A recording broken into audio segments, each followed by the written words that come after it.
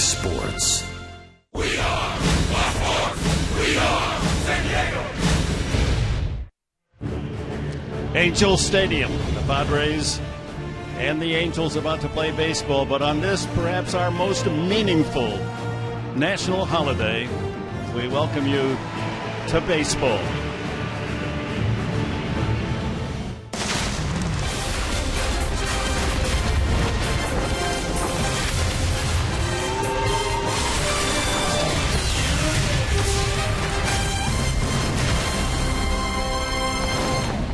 Well, the Angels are 22-22. Don't fault this man. He continues to show why he is a five-star player, the 2014 American League Most Valuable Player, Mike Trout. And how about Justin Upton continuing to climb in all the power departments in the National League? 6 RBIs yesterday and another home run for Upton. As we're about set to go, interleague play here at what used to be Anaheim Stadium in my days with the California Angels. It's now Angels Stadium, and the San Diego Padres are 6 games behind the Dodgers. As we start, the Angels are 6.5 behind Houston in the American League West. And with Mike Grant at Kenberg, we thank you for joining us tonight. We hope you enjoy the game today, and I hope you have time to place a special flower for someone that we're remembering on this day. Absolutely. What the people did, they paid the ultimate sacrifice so we can enjoy what we do today. And we're about ready to play some big league baseball, so hopefully it's a good day for everybody. Boy, that flag never looked more beautiful. Beautiful. Absolutely beautiful. Unfurled today. Well, Tyson Ross gets the start for the Padres, and he's trying to level his record at 4-4. If he can bottle what he did last time out, he did a fine job and he got the loss, but he pitched well enough to get the win. Tonight being his 10th start, and in the start against the Cubs, 4 hits, 3 earned runs. What was working for him? The 1-1 count, he got to 1-2. He did not fall behind, and then he just expanded the strike zone with that slider of his. 3 walks, really didn't hurt him.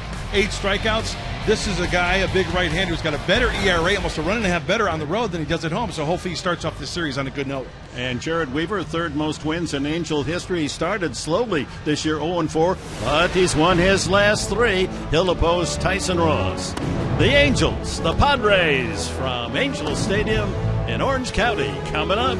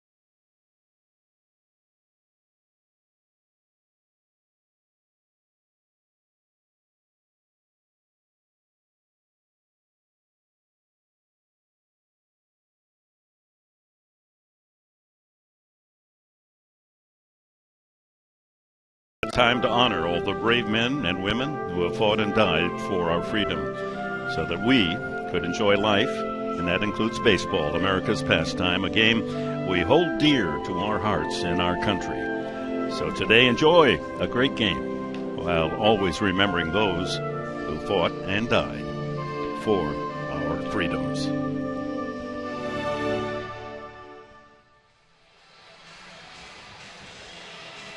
It is a solemn day in so many ways, and baseball serves as a distraction for many of us. Let's not forget the young men and women who are coming home from the Far East who need help, their families as well. That was an interesting exchange of the lineup cards tonight because Bud Black and Mike Scioscia are longtime partners. They were together, of course, in 2002 when the Angels won their only World Championship, beating the Giants. Black as the pitching coach and Scioscia the manager as the red-clad Angels take the field. And I'm going to put out a disclaimer right now. In these 3 days, I'm going to call the Angels the Padres and the Padres the Angels. I can't. It's in my DNA. Going back to my days when I was working with Don Drysdale here in this stadium calling Angel games. Here's the Padres lineup brought to you by Toyota. Solarte, Venable, and Kemp the first three. And look at Venable's average with 4 hits yesterday. He's up to 292. Justin Upton and Derek Norris, who have been holding the offense together, check in at 284. Then Spangenberg, Middlebrooks, Abraham Almonte in right field. So Kemp is the DH, and Alexi Amarista hits ninth. And the Angels scouting report is brought to you by Verizon Wireless. Oh, the big right-hander, a homegrown Angel, Jared Weaver from Southern California, pitched at Long Beach State. He started slowly, but he's been hot his last 3 outings. He's a 5-pitch pitcher. We'll talk about that during the course of the game. Funky delivery, and he really throws across his body, throws a little deception in to these hitters tonight for the Padres. As an opponent, his record here in this stadium is disturbingly outstanding. He's 70 and 29 with an ERA of 2.67. A check of the Angels defense. This is a heavenly matchup, isn't it? Padres and Angels. Yes, it is. How about that? Here they are. Joyce in left, the sensational Mike Trout in center, Calhoun in right. Around the horn, Freese, Ibar, Giavotella, and Krause, with Perez behind the plate for Weaver. You know, there are outfielders, and then there are great outfielders. Mike Trout is the latter.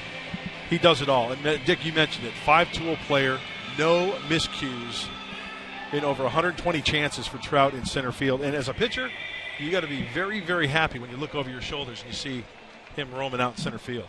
You'll notice already the bills of the caps and the numbers are in military camo on this Memorial Day, and we're set to go. The 32-year-old Weaver looks in, gets his sign.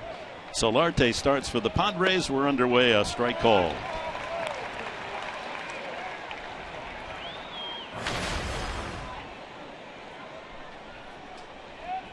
.70 degrees at game time. Solarte checks. It's 1-1.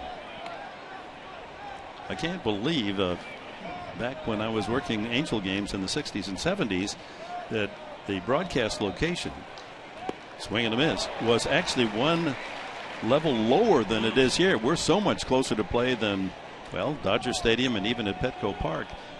No wonder we wore those batting helmets while we did the games.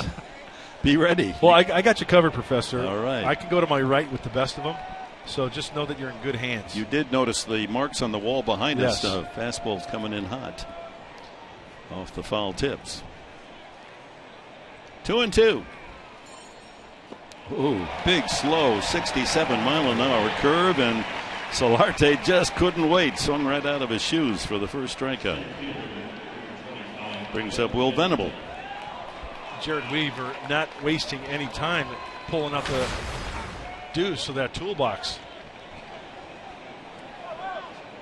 They play Venable a shade toward left field in the outfield, straight up on the infield.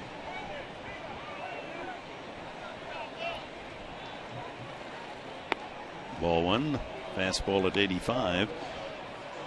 Understandably, through the years with age, Weaver's fastball velocity has decreased.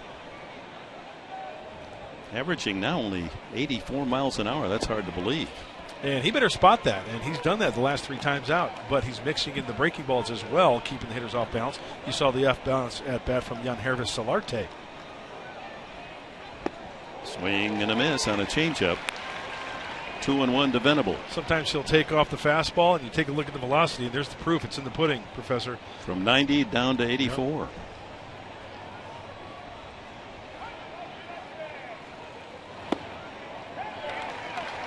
Hard to tell if that's a fastball. I guess it is. Yeah, let's go 85-ish, give or take a tick. Let's call that a fastball for me. What do you say?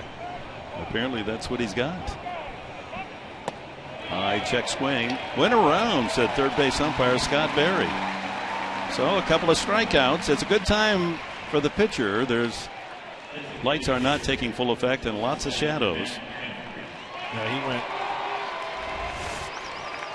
2 out on strikeouts, and here's Matt Kemp, the designated hitter, giving Kemp a chance to rest defensively. He's been in almost every inning of every game.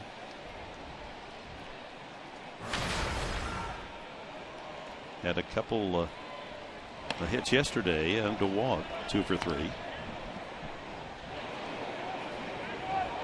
Each hitter, Weaver's shown the fastball on the first pitch, and then he's throwing a lot of what the players would call a lot of junk.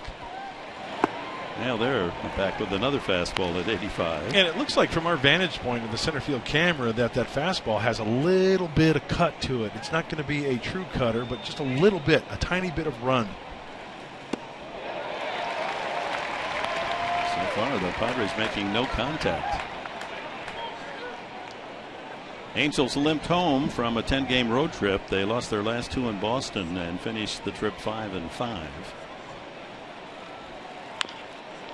Out in front of the plate, catcher Perez makes the play, and it's an easy 1-2-3 inning for Weaver. On comes Tyson Ross for the Padres.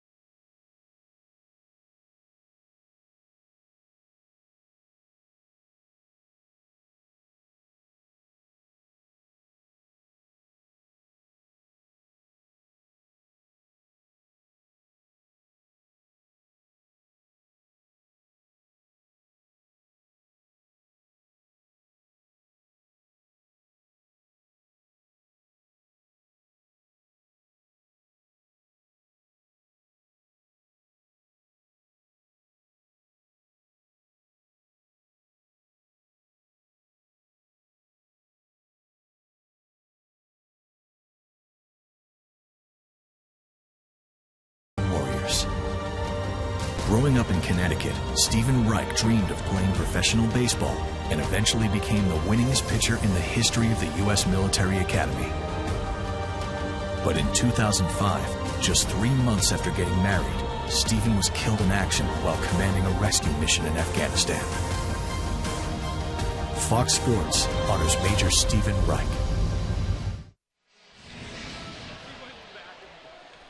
Major Reich, along with the thousands of others we honor and hundreds of thousands as we go through all the terrible wars in this country's history. Tyson Ross to face Eric Ibar, Mike Trout, and Albert Pujols in the Angel first inning. Ibar's been on a tear the last 20 games. Comes out swinging, hitting .359 in the last 20 to raise his average to .274.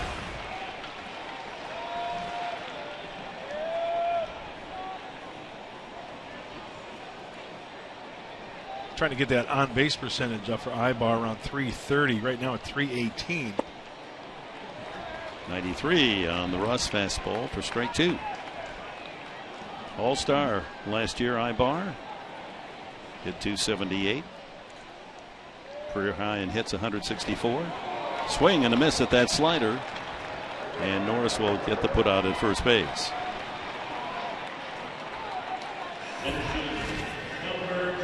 A look at the Angels lineup tonight, brought to you by Hyundai. Ibar's made out. Trout, then Pujols, Cole Calhoun hits cleanup. Then David Freese, once a Padre. Matt Joyce, once a Tampa Bay Ray. Carlos Perez, Mark Krause, and Johnny Giavotella. And the scouting report for big right-hander Tyson Ross. Swing and miss stuff. We just saw that. And avoid the 2-1 count. 2 of the first 3 pitches over for a strike, and Tyson Ross should have a good evening in the big leagues. Mike Trout takes ball 1. Center fielder is leading the league in runs again this year. He's led the American League in runs the last 3 seasons. Scoring machine. A lot of that of his own doing. Okay, here's the crucial pitch. 3rd pitch of the at-bat. 1-1 count. Tyson Ross wants to go 1-2.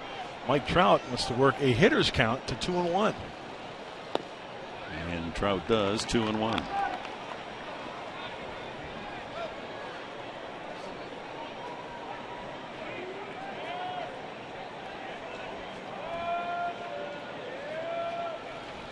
You know, bounces that one.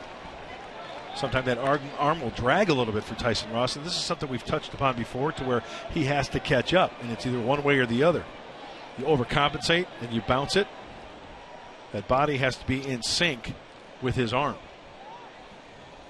There you go. Full count. Breaking ball.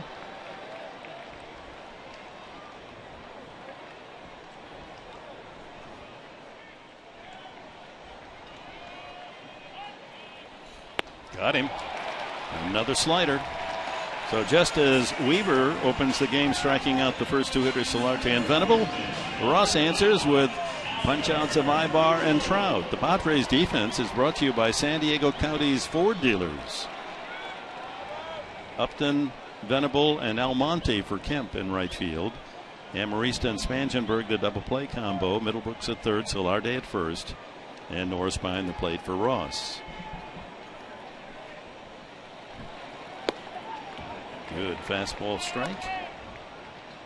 Albert Pujols. Second start in right field for Abraham Almonte. He will closely be watching the dugout, seeing where to position. As the outfield right now is playing, Albert, to pull the ball in the outfield, respecting that pull power he has. Unlikely numbers for Pujols. He bounces it to the right side. Good backhanded pick by Solarte, and he's going to hurry in the dugout before they call him safe. 1, 2, 3 for both sides in the first.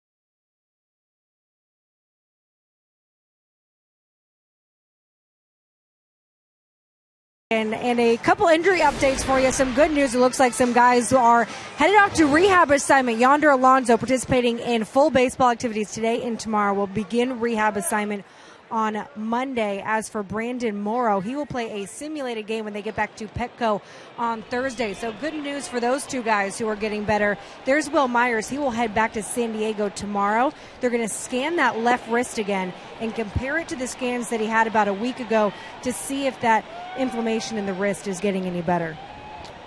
That's good news and not so good news. We're worried about Myers. That slow curve starts Upton, and Upton rips that one into left field.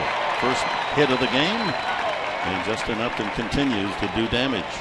Boy, the Padre hitters this evening are going to really have to stay back and let that ball travel. I don't know how many viewers out there have ever played the game of slow pitch softball. Well, it's got the big arc. I'm not saying that Weaver's pitches have that big arc, but you've got to let that ball travel. If you start lunging out, you're going to start topping it, you're going to start getting jammed.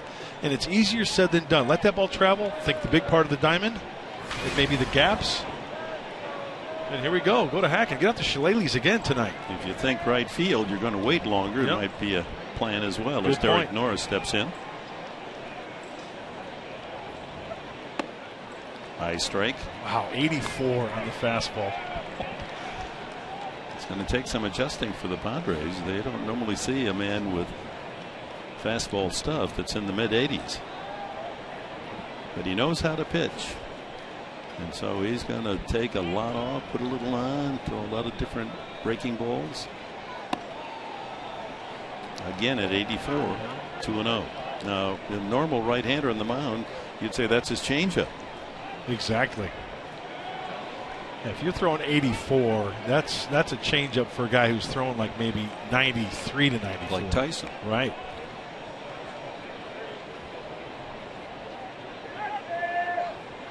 Upton would like to pick out one of those slow curveballs on a steal attempt.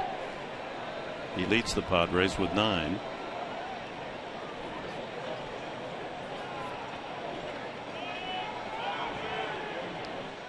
Pujols holding him on. Initially, Pujols was the DH in Mike Scioscia's lineup, but a late change. They decided to put Mark Krause in that spot, DH, and let Pujols play the infield.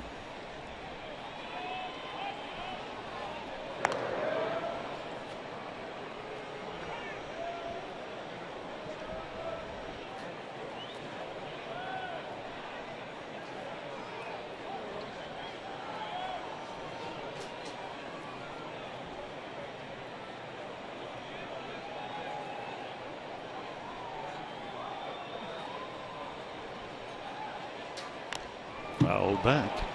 Back on Will Myers' report, they're going to, back in San Diego, conduct another MRI on that wrist to see if the inflammation has reduced at all.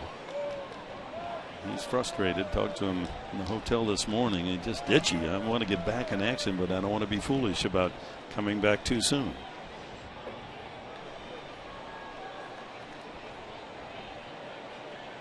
One and two. Oh, what a nice block.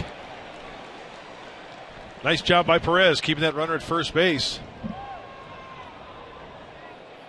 That's why the secondary lead is going to be so important. If Weaver's going to be throwing that curveball and it's going to be in the dirt, you see some daylight, it might be the opportunity to take that free base.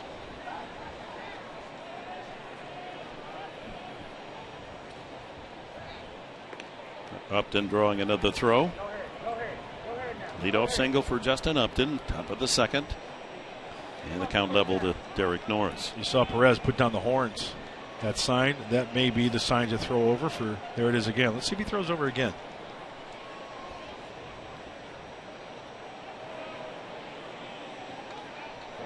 Hey, he's got a step now. And he got him. Well, good call. Mike Scioscia perhaps sending out that sign to the catcher. Go over there again. And they had Upton frozen, and a good quick tag by Pujols. Yeah, very close. Upton diving towards the outfield part of the first base bag. As you mentioned, Dick, the throw, the tag from Pujols, quickly executed. Quick feet from Jared Weaver. There's the slow curveball grounded softly to short. On the run, Ibar, and just does get Derek Norris. 2 away as we take a look at the keys to the game tonight, brought to you by your San Diego Honda dealers. Well, when you think of the Los Angeles Angels of Anaheim, you got to shut down Trout and Pujols. I mean, those are the big boys in the lineup. They supply the pop. And I would like to see every Padre contribute once again. Last night, afternoon in Los Angeles, north of here, everybody getting into the act, into the 11-3 victory over the Los Angeles Dodgers. The 20 hits matched the season high for San Diego. Spangenberg, did he go? Yes, says third base umpire. Angel Hernandez. It's only appropriate. We have an arbiter by the name of Angel tonight's game. Spangenberg 3 hits, a double and a couple of singles yesterday. Pops it up. Catcher Perez waiting for it to come down. Makes the catch. And that's it for the Padres in the second. Calhoun will lead off for the Angels.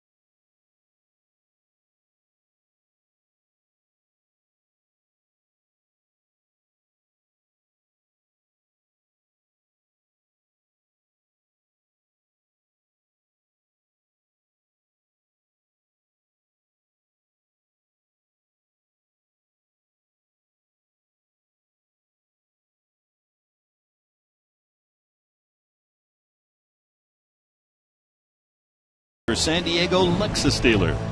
By Petco, what we feed them matters. By Sony, the leader of 4K Ultra HD.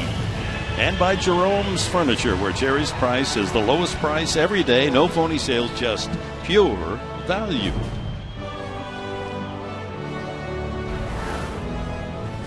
Tyson Ross to work to the middle 3. Now the Angel lineup: Calhoun, Freese, and Joyce. Cole Calhoun having a good year. Checks in at 287.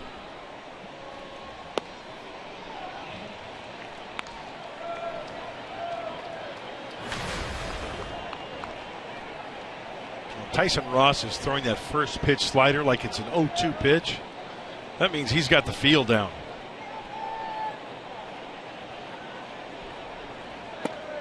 Strike 2.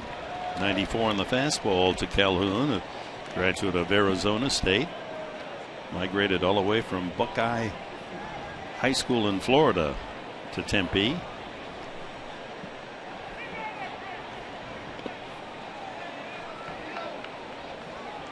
It's his 4th year with the Angels, a .271 career average.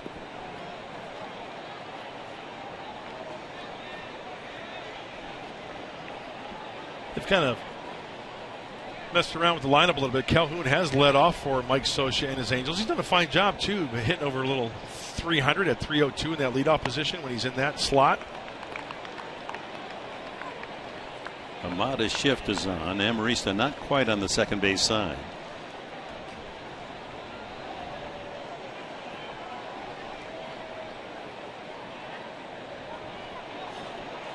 Got him. Another strikeout. 3 already for Tyson Ross. Brings up David Freese. You longtime Padre fans will recall that Freese was traded. He was a promising young minor leaguer to St. Louis for Jim Edmonds, the all-star center fielder who had a brief career in San Diego. Freese has gone on to be part of the Cardinals World Series championships and then traded over to Anaheim. Leads the team in RBIs with 27.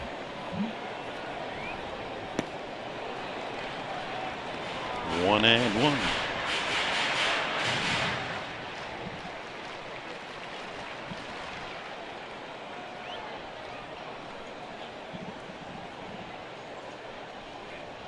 Whoa.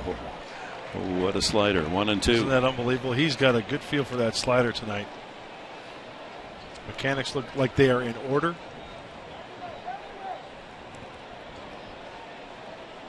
Not only helping the Cardinals to a world championship, but in 2011, the World Series MVP, remember? Hit 280 that season. Was an all-star in 2012. Huge hits, big hits for Freese as a Redbird. And the count full. The key for Ross to keep that great stuff in command. He still leads the National League with most walks, 29. Got him. Went after that slider away. A wicked pitch again for Ross, who more than 30% of the time hitters swing and miss at his pitches. And 3-2 count and showing some confidence, and Freese just cannot lay off of it. My goodness. Brings up Matt Joyce. Anemic average for Joyce, who came over from Tampa Bay. He's faced Ross before and had some success. 2 for 5. Shift on fully against Joyce. Sharply hit. Fair ball. Under the dive of Solarte. Almonte digs it out of the corner, and Joyce with the first Angels hit, a double to right.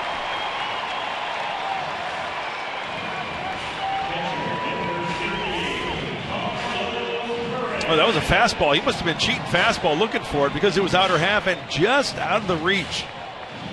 Ball was very, very close, but either went over the bag or kicked up some chalk down there. And as Dick mentioned, the first hit.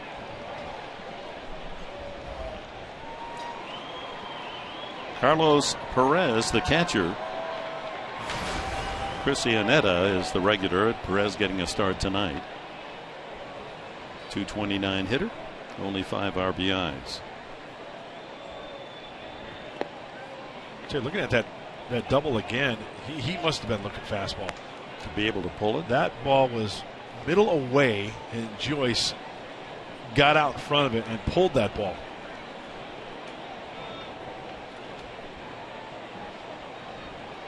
At least I think it was a fastball.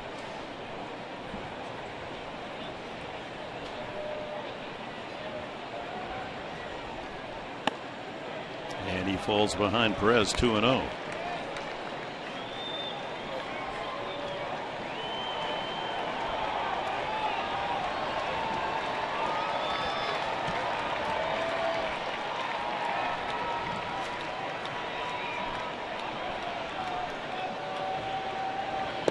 Rookie takes a strike, 2-1. He's 24 from Valencia in Venezuela.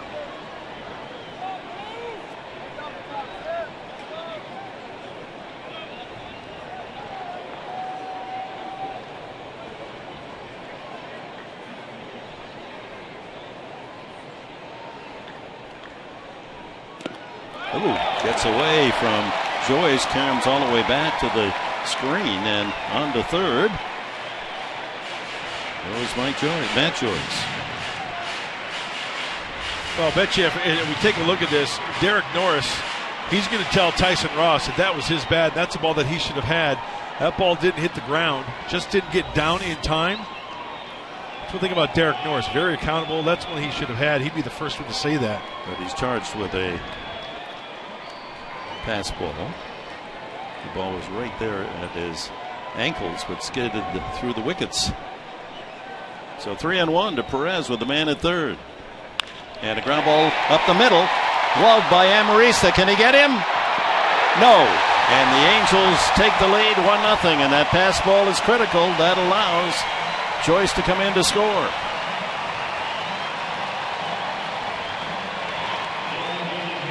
Sixth RBI of the season for Carlos Perez. Well, what a great effort by Alexi at shortstop. Playing a little bit over, has to go all that way, diving, getting up, and then firing a strike. First end of the play, extending. And Solarte doing everything he can on the pick and stretching, but by that time, Perez got down the line too quickly. That'll bring up Mark Krause. Limited duty for Krause, hitting 103. Has some power. Just 29 at bats, 3 hits, one of those a home run.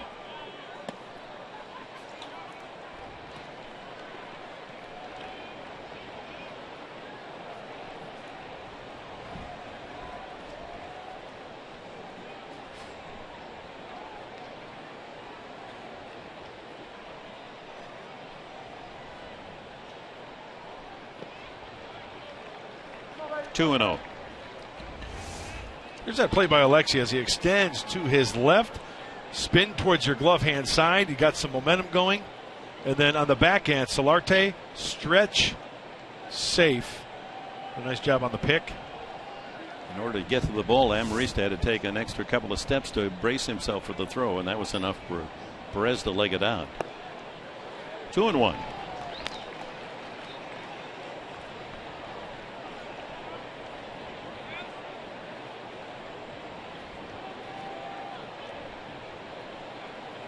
The Angels have scored only 4 runs in the last 2 games at hitter-friendly Fenway. Get an early run tonight at home. See, it's these guys in the order for the Angels: Perez, Krause.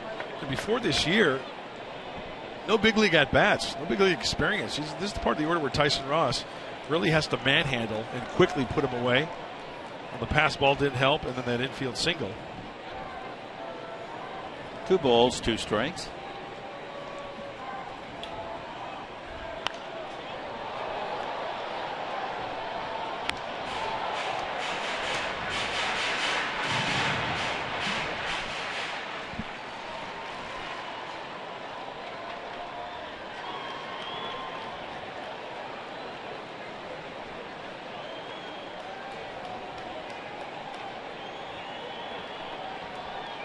Tyson has had a 1-1 record, 1.78 ERA against the Angels. The runner goes, a swing and a miss, strike 3.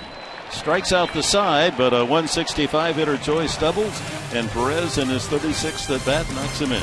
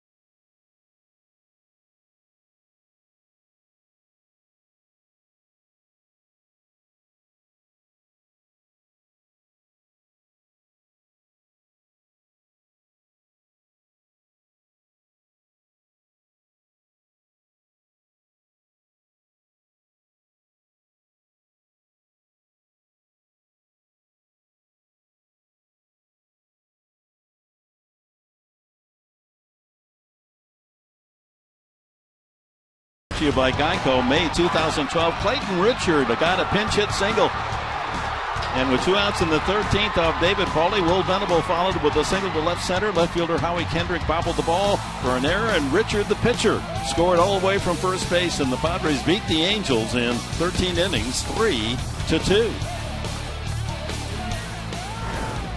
That was a fun afternoon. It really was. They ran out of hitters, so Clayton Richard pinch hit and delivered and scored all the way from first base for the winning run. Well, Middlebrooks, then Abe Almonte and Alexi Amarista here in the top of the third. Padres trailing 1-0. Middlebrooks with a home run yesterday, his 5th. Skies that one into right center field. That's Calhoun coming in calling, but then the center fielder Trout takes charge for the out.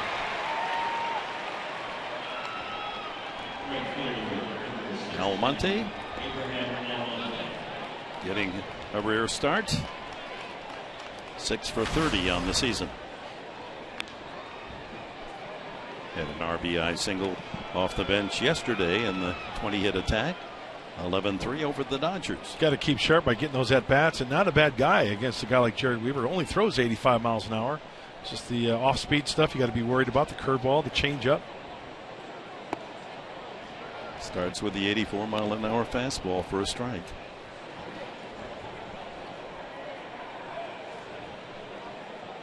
The run, by the way, unearned because of the pass ball. Strike 2.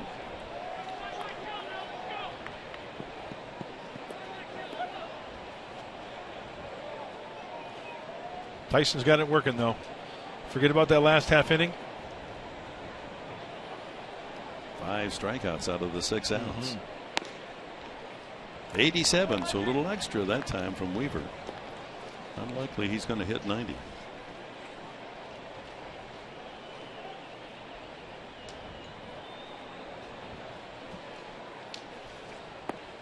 In there, strike 3. See the movement on that pitch? 2-seam fastball. Straightened up Almonte and caught that inside corner, according to Scott Berry, the home plate ump. 3rd strikeout for Jared Weaver. And here's Alexi Amarista. Weaver, high school in Simi Valley, just to the north of the San Fernando Valley.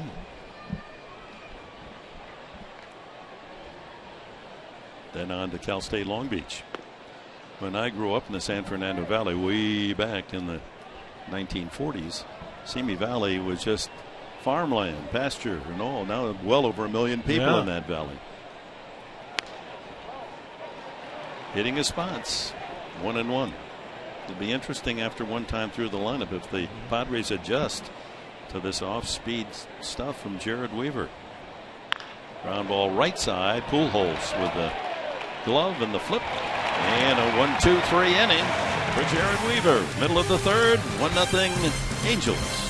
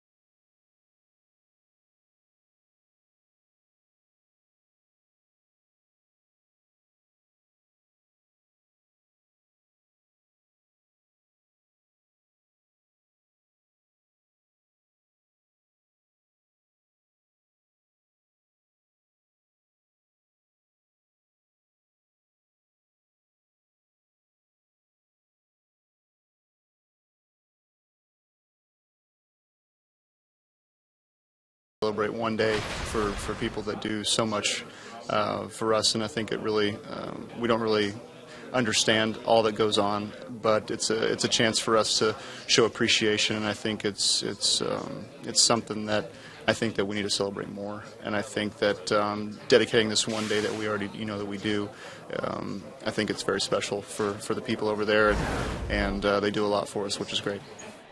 Derek Norris with articulating some common feelings. There is Veterans Day as well, as we celebrate those men and women who fight for our country, but this date in particular was initiated way back in the Civil War time to honor those who fell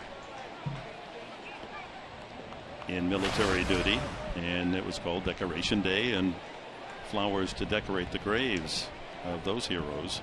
And that, of course, tradition continues today. I know many of you during the course of this day for loved ones have exercised the privilege of honoring our heroes.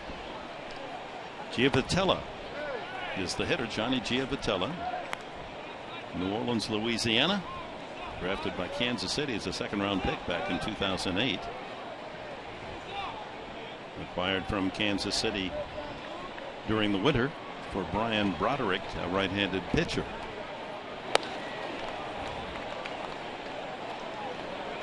Two and two. Struggled on the road trip, Giavotella, 4 for 25, but he's had some clutch hits for the Angels, 8 go-ahead RBIs. That leads the team, and he's been hitting down in the order more than not. High chopper, that's almost impossible. No chance. I mean, that was a kangaroo. That was hit so high off home plate that didn't matter who was going to field it. By the time it was in a glove, Giavotella was going to be crossing first base with an infield hit. Sounded like a hit right off of home plate. And by the time Corey touches that baseball, you can see Giavotella maybe 2 steps away from the bag. So leadoff man on with a scratch hit, and to the top of the order, Eric Ibar struck out swinging the first time.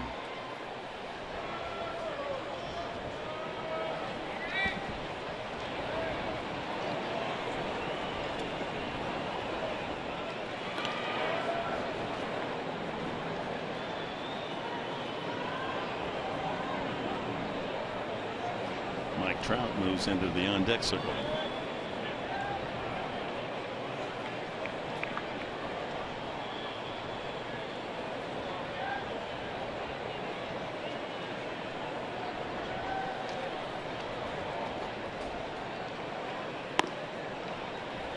Well, the Angels don't ground into too many double plays. 25 on the year. That's on the lower end as far as the GIDP. Ground into double play.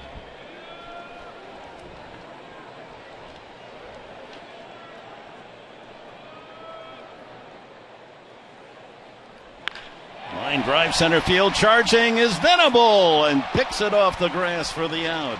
And he had to get out of the blocks in a hurry to capture that off the bat. That looked like a base hit to center field.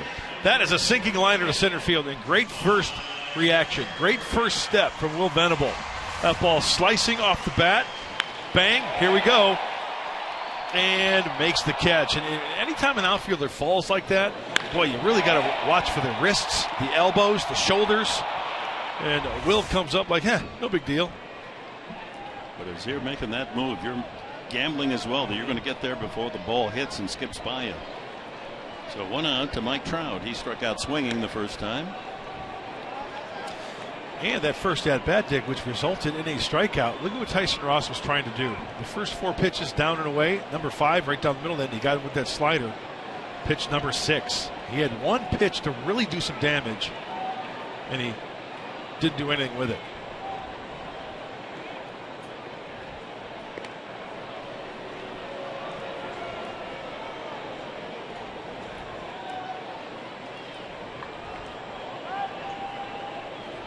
Much like the Dodgers to the north, the Angels are not a running team. They've stolen only 15 bases.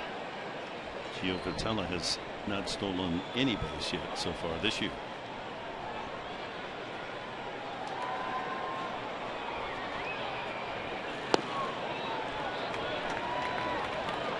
2-0 to Trout. Now, through the years, the Angels scouting department has gone fishing. They got Tim Salmon. They did. And then Mike Trout. And in between times, looking for more, they found Mickey Rivers. That's a good job by the scout. Yeah. I see where you're going, Professor. Runner goes. Norris throw. Not in time. Oh, Giavotella has his first steal.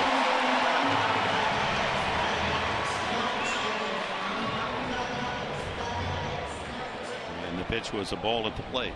Yeah, it looked like a slider down and away, so it picked a good pitch to run on. And Derek Norris coming out of the crouch on the shortstop side of second base, and that's why you have to keep that glove on that runner in case they take it off and transfer feet, hand to foot, whatever.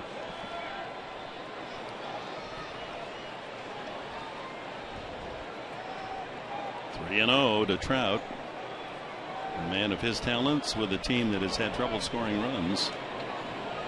No surprise if he's swinging here. They're 25th in baseball in runs scored. And taking all the way right down the middle.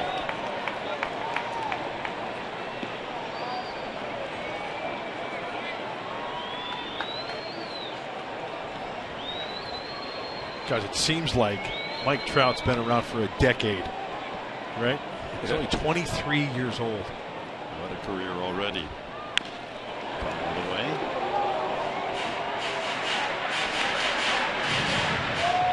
Somehow he slipped to number 25 for the Angels in the first round. 24 teams passed on him. Back in 2009. Some head of scouting showing back and saying, who didn't like this guy? Full count. Got to be a slider here. And it's ripped to right field. Late break by Almonte, and he makes the catch. Should get the ball back in as tagging and hustling over to third is Giavotella. Oh my, did Almonte have to stretch all of his sinew to get to that one. And then snow coned it going into the corner. First of all, this ball is a rocket off the bat of Trout. Secondly, a great job by Almonte extending, run, then extend, taking away a run, taking away extra bases. Giavotella goes back and tags. Honestly, Abe, that was a great catch. Wow. Giavotella goes to third. Here's Pujols.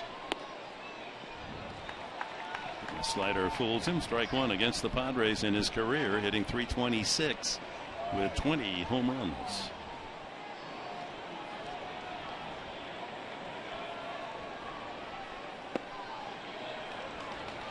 .528 homers for Pujols as he stands there. That's number 18 all time. He's only 6 behind number 17, Jimmy Fox. He is the one of the hitters that when he is in the batter's box, he is in scoring position.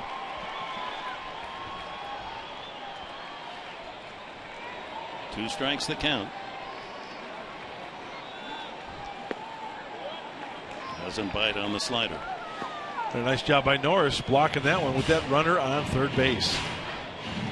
It's another run saved by the catcher.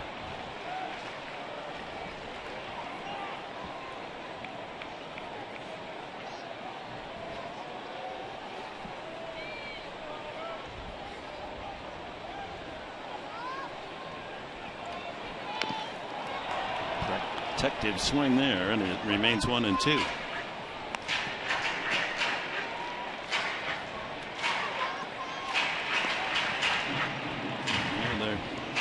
Got his likeness being etched in Cooperstown. He'll be there when eligible after retirement.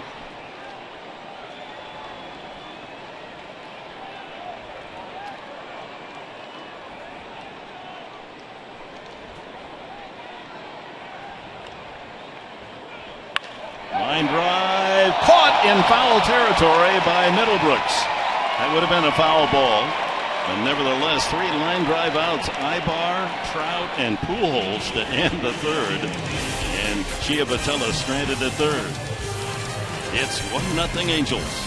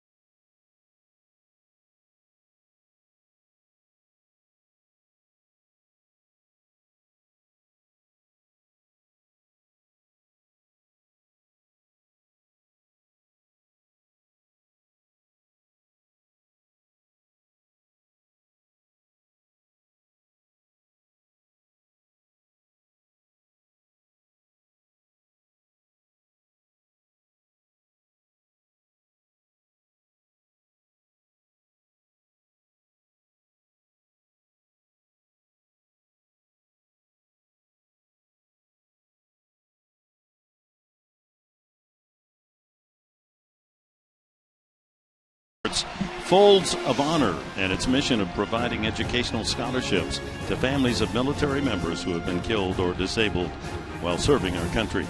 For more information, please visit foxsportsupports.com. Top of the 4th inning, top of the order, Jan Solarte for the Padres, with Venable and Kemp to follow. Amen. Thank you.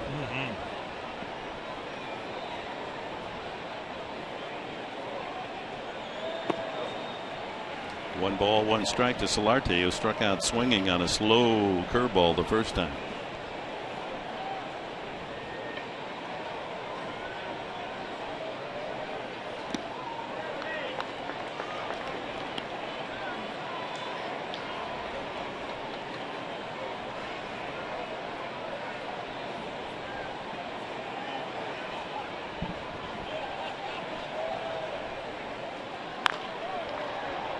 Pounds that one foul. It seems like Weaver's MO out there at times to pitch down, and then even though he throws 85, 86, he'll try to elevate that fastball in the strike zone. A lot of Padre fans here when they were introducing the starting lineups, the Padre lineup, and not just a smattering of applause, there was some real reaction. So a lot of folks have come up from our great city to cheer the Padres. Ground ball right side, through into right field. Lead off man here, and listen to the crowd reaction as Solarte with that single. Chris Budden, what do you have for us? I want to send out a special congratulations to San Diego State baseball team, who yesterday won the Mountain West Conference Championship Tournament. There they are, the nice dog pile there to win it. So, schedule came out for the regionals. They've got a tough draw, but they will head to play UC Santa Barbara in the regionals. Their 3rd straight Mountain West tournament champion, Buddy Black, certainly happy about his alma mater. They beat the New Mexico 6-4 yesterday for the title. Nice going, guys. And I believe that regional is going to be played at the Diamond in Lake Elsinore. UCSB is the host, but they're going to play it at the Diamond. So you folks that follow the Padres minor league team there, the Storm, get a chance to see the top collegians in action. Will Venable struck out the first time. Well, second time through against the right-hander, Jared Weaver. Look at that average, 312 as compared to 247 the first time. And what do you know? Solarte, second time around, base knock to right. And 2-0 to Venable. Oh, my. 67 as he pulls the string on that curveball.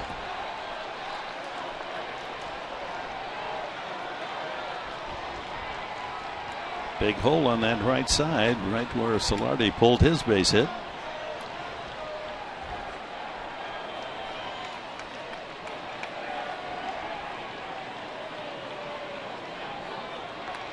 Weaver's already picked off a man. He got Upton after Upton led off with a single in the second. Yeah, and I'm sure that'll shorten up somebody's lead over there at first base, maybe a quarter step or so. But some base runners like Will Venable, he'll probably take his most comfortable lead.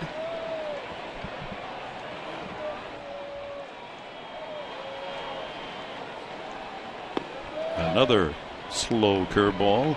3-1.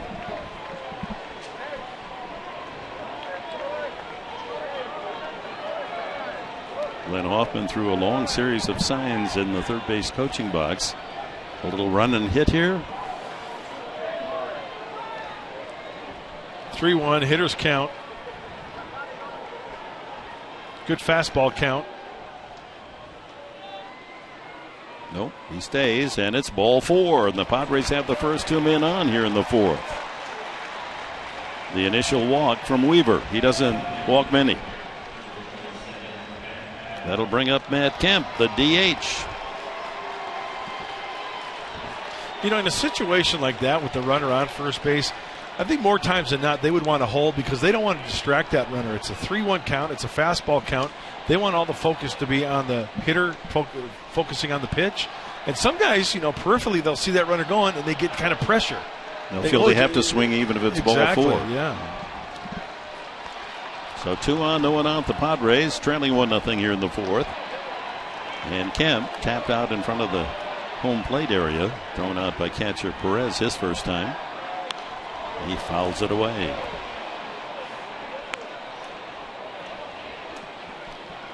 And Jared Weaver, who has been a career player here with the Angels, he's now 3rd all time in Angel wins.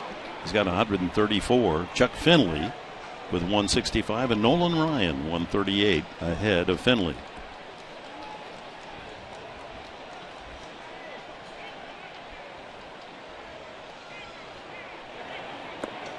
That slow breaking ball outside, 1-1. That's the slider at 77. We've seen the curveball at 67. We've now seen the slider at 77 and the fastball about 85, 86. And one at 87. Yep. So he's in 10-mile-an-hour increments. Yep. He's in first gear, second gear, third gear.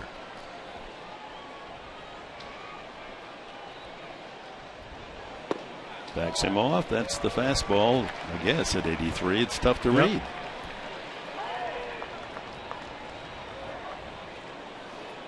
So an action pitch here. 2-1 coming up. Camp ready to pull the trigger. Weaver wants to throw a good pitch here and not go 3-1. Solardi at second, Venable at first. Slow curveball, and out in front chopping it foul is Kemp. That's one of those where Matt's kind of lunging at that slow curveball. Justin Upton on deck. The Padres with their first chance here in the 4th. Outfield deep and around toward right for Kemp. The hole is in left center.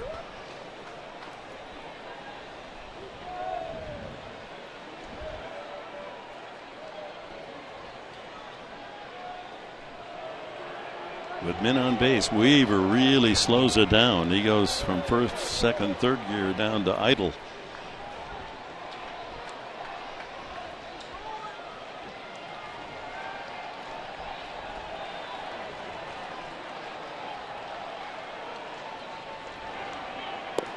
Outside, full count.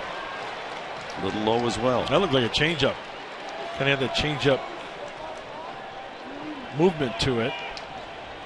Put a little pressure. Multiple base runners. How nice would it be to see Upton up there with the bases loaded and nobody out?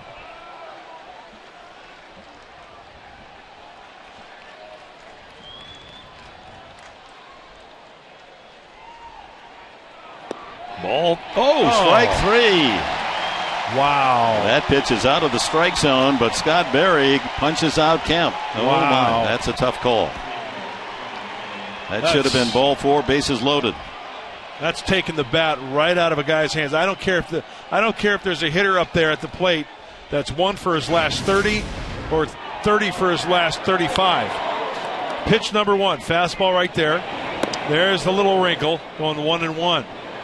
Backing him off at 83, trying to work in and out, in and out. That's the one hanging breaking ball he could have done some damage to. Not biting on that one, and then a pitch that's worse. It's the same pitch he called a ball beforehand and strikes out Kemp. That's a tough one. Upton takes ball 1. Yeah, and you know what, folks? Fox Tracks, brought to you by Southland Technology. That's very accurate. It's very, very accurate. And that's taking the bat right out of Matt Kemp's hands. And very inconsistent. If you're going to call one a ball, right, call them both balls or call them both strikes. Same spot. Upton singled to left field his first time. And he works the count in his favor, 2-0. Now, Weaver, a reputation of being a strike thrower, and that helps a veteran pitcher. Umpires will give them the benefit of the doubt.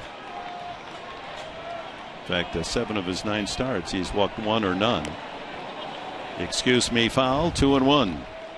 Time for the T-Mobile Game Changer. Most in the major leagues, leaders most RBIs in May. Bryce Harper, he did some damage to the Padres at Petco. Then Braun and Encarnacion, Prince Fielder, and Upton right there on the list with 21. 6 of them yesterday to tie his career high.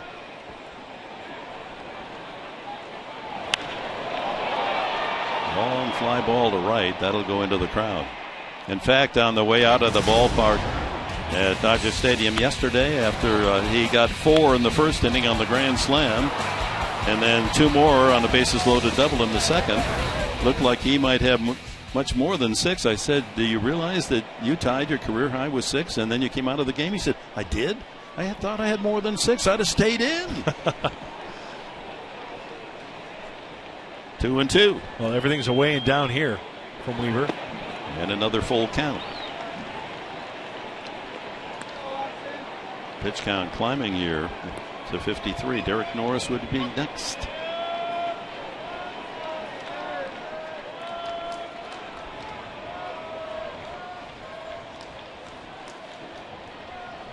Perez with his pitcher Weaver going over exactly what they want here on 3-2.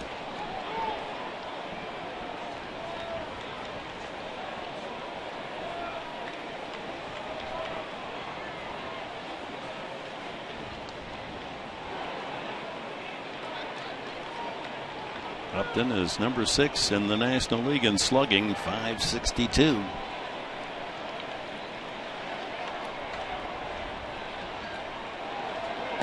Got him with a slow curveball. How about that? 2 strikeouts in this inning and 5 in the game. Couple of 3-2 pitches for strikeouts. Yep. Hard to lay off that. There's your slow pitch, arcing curveball. Jumping out of his shoes at it, couldn't make contact. So it's up to Norris. Now 2 out, 2 on. Grounded to short his first time. Good play made by Ibar in the hole on a slowly hit ball. Look at that. 2 outs. Runners in scoring position, hitting .412. Slow curveball in there again. Oh, he can throw it for a strike. That's for sure. Derek's got to let that ball travel and use the big part of the field. Hey, if there's a hanger belt high, yeah, come out of your shoes and rip it out of that Padre bullpen out in left field. Outside, 1-1. Perez is doing a good job of framing pitches, isn't he? Yes, he is. He's got the yellow on his fingernails so Weaver can see the signs. 2 on, 2 out here in the 4th.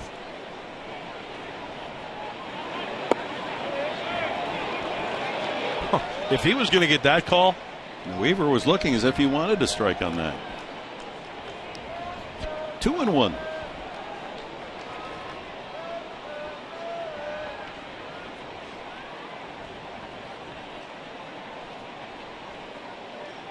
9 years in a row, 10 wins or more for Jared Weaver.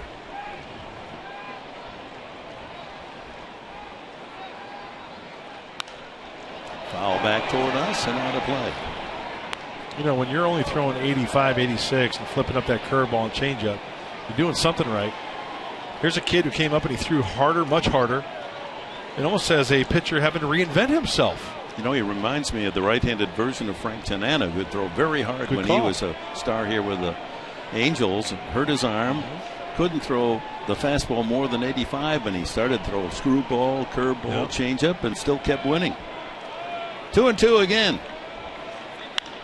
High fly ball, shallow and left. Joyce under it. That was way up there, wasn't it? Now the Padres with an opportunity. How much was that inning changed by the call by umpire Barry?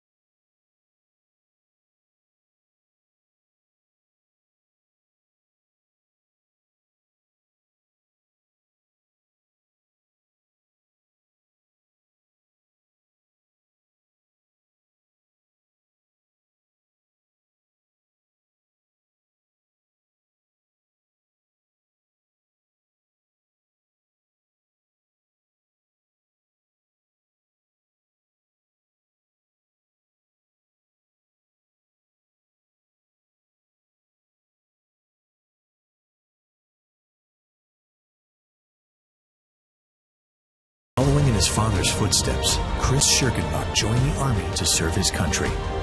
An avid Florida football fan, he was known for wearing his bright orange gator hat even while deployed in Afghanistan.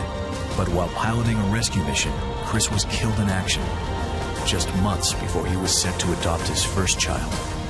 Fox Sports honors Chief Warrant Officer Chris Schirkenbach.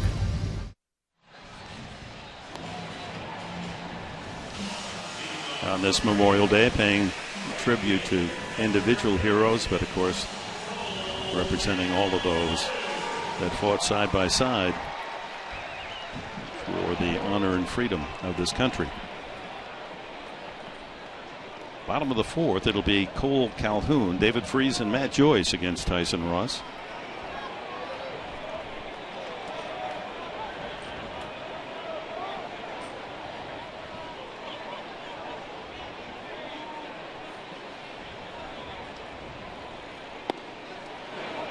A good start for Tyson Ross with strike one. No, in between innings, just went over and had a little chat with the Angel broadcasters and talking about Jared Weaver touching 85, 86. And they said there was a few starts ago where he was throwing 81, 82 on the fastball. Well, however he's doing it,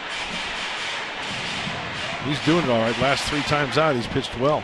Just goes to show you can just flip it up there as long as you hit your spots. Even if it's down the middle, guys get jumpy, guys get froggy, they just can't stay back. Calhoun struck out the first time. Ross ahead 0-2. And a ground ball left side by Middlebrooks. So he beats the shift. And Calhoun with the leadoff single.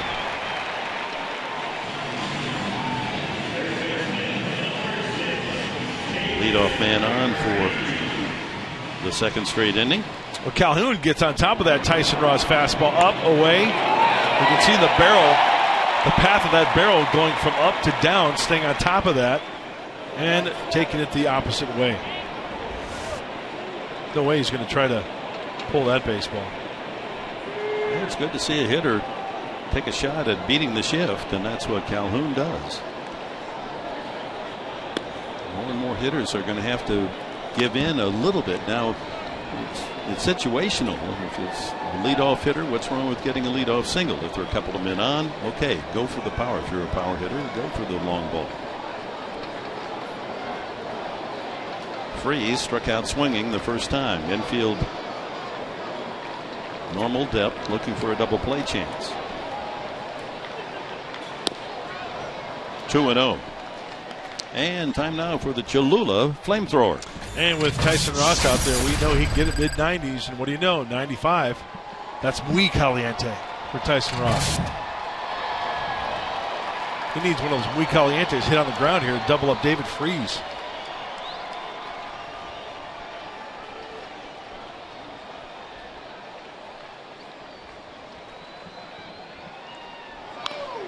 Off the head of the bat foul, 2-1.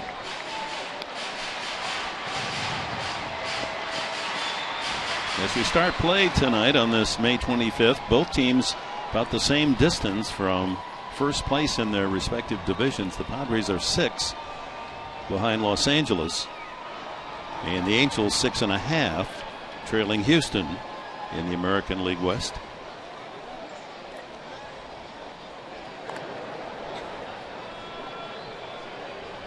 Dodgers host Atlanta tonight in a first of 3. St. Louis edged Arizona tonight 3-2. Colorado beat Cincinnati 5-4. Cincinnati's lost 9 in a row.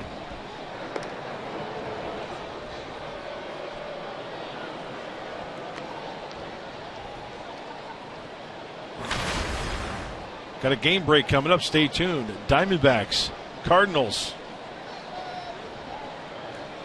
To fill you in what's going on in that game. Oops, I think I gave the punchline, but we don't know how they got there. So stay tuned. The runner goes, swing and a miss. Norris with the throw too high. They're taking advantage of that high knee lift of Tyson Ross. It takes a long time for him to get the ball to home plate. And runners have a jump start. So stolen base Calhoun. Really good jump by Calhoun. And the high throw. And Corey Spangenberg keeping that glove on the runner just in case. Just his second stolen base, so that tells you something. The Angels, even though they're not a running team, Giavotella, his first steal, and Calhoun's second. Good stop by Norris, and the count full to Freese.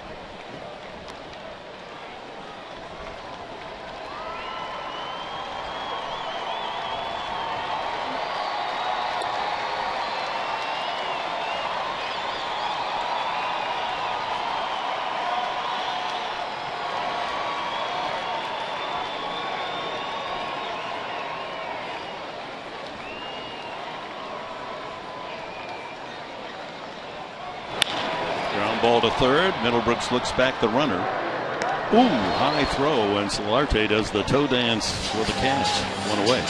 Okay, I'm going to ask you the obvious. Why is it a veteran pitcher, Tyson Ross, cannot cut down on that knee lift, which gives the runner such a big break? Why? Sometimes pitchers have it in their mind that they want to concentrate and leave it all on the catcher to try to make a good quality pitch and let the catcher try to throw out the runner. I see exactly where you're going, and the first guy that comes to mind when everybody asks me that question is Greg Maddux. Greg Maddux had a high leg kick, and he refused to do the slide step because he wanted to make the best possible pitch to the hitter at that time. Maybe when you look at that last leg kick from Tyson Ross, it was maybe belt buckle high. Sometimes if he tries to rush it, it's going to mess everything up and he can get hurt. That's my only way to answer that question. Okay. Some guys just don't feel comfortable doing it. They want to leave it on the catcher. They want to make a good quality pitch with their best mechanics possible. And he couldn't experiment, say, in spring training using Sure that he slide could. step, and Sure. obviously it didn't work, or he'd be using it more often, right? Matt Joyce doubled under the glove of first baseman Solarte his first time. That's a good move by Tyson because there's been many times when Tyson, like other pitchers, I'm not saying just pitchers on the Padres, but pitchers in general, they'll one look and they'll take off to third base. Get that jump.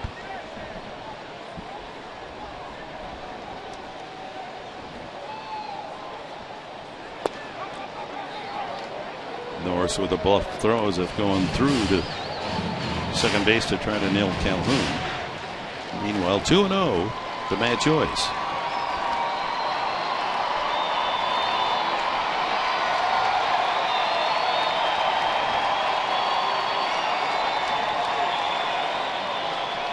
'65th pitch coming up from Tyson Ross. There's that slider. It works against left-handed hitters too.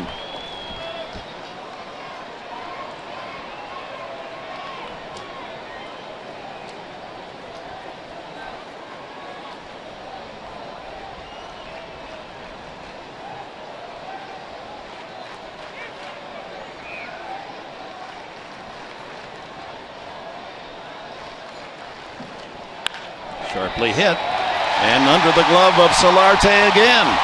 Here comes the runner, Calhoun, to score. It's 2-0. Well, Matt Joyce hitting only 165 as driven balls just under the glove of Solarte, back-to-back turns. That's his 12th RBI of the season. And another fastball that's pulled.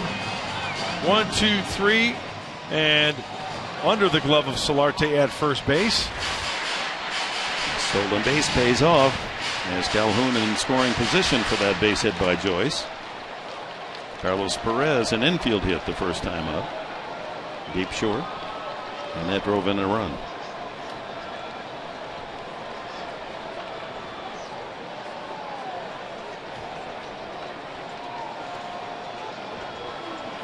Joyce has tried to steal only twice, thrown out both times.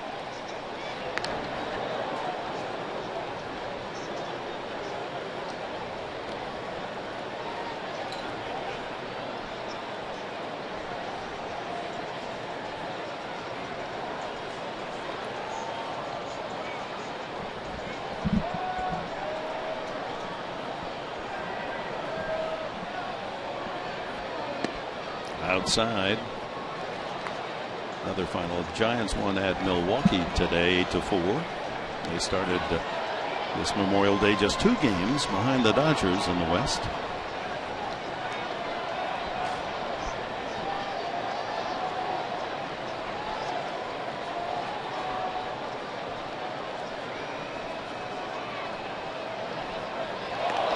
They got him picked off. Good for Tyson Ross. He nailed Joyce. Joyce was about to try to steal. That's a big play. Cleans the bases with 2 outs. Well, sometimes as a runner, you see that first movement, that little bit of movement, and you're off and running. And here it is, the first movement. And Joyce. Boy, he was picked clean. Yes, he was. So 2 gone. We count on Perez 1-0.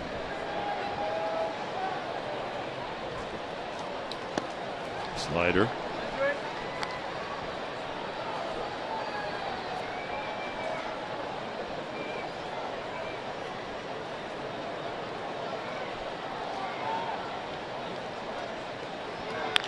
Back through the middle, over center to center of second base, into center field, and Perez is 2 for 2.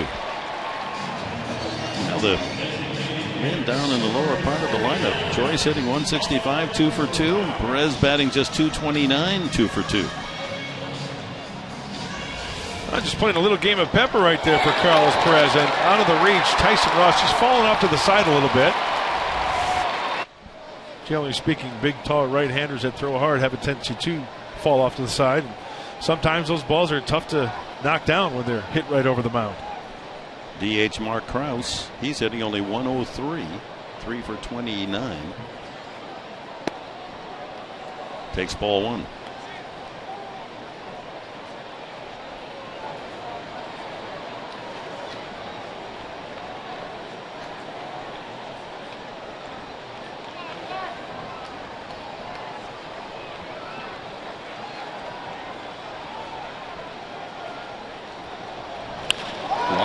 Field, and that's a fair ball into the corner. Running all the way with 2 outs is Perez.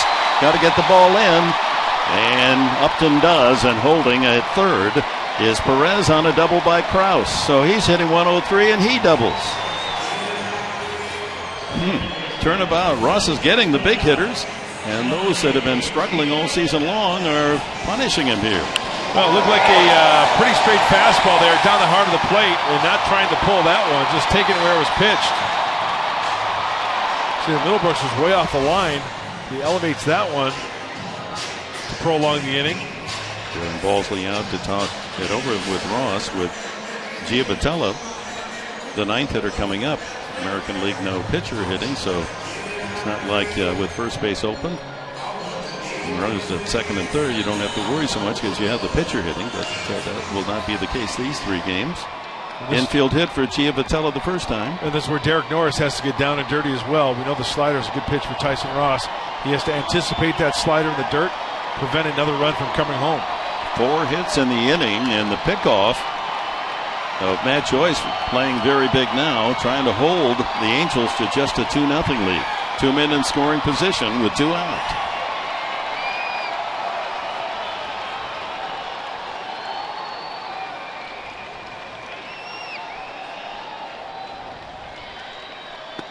Slider for a strike.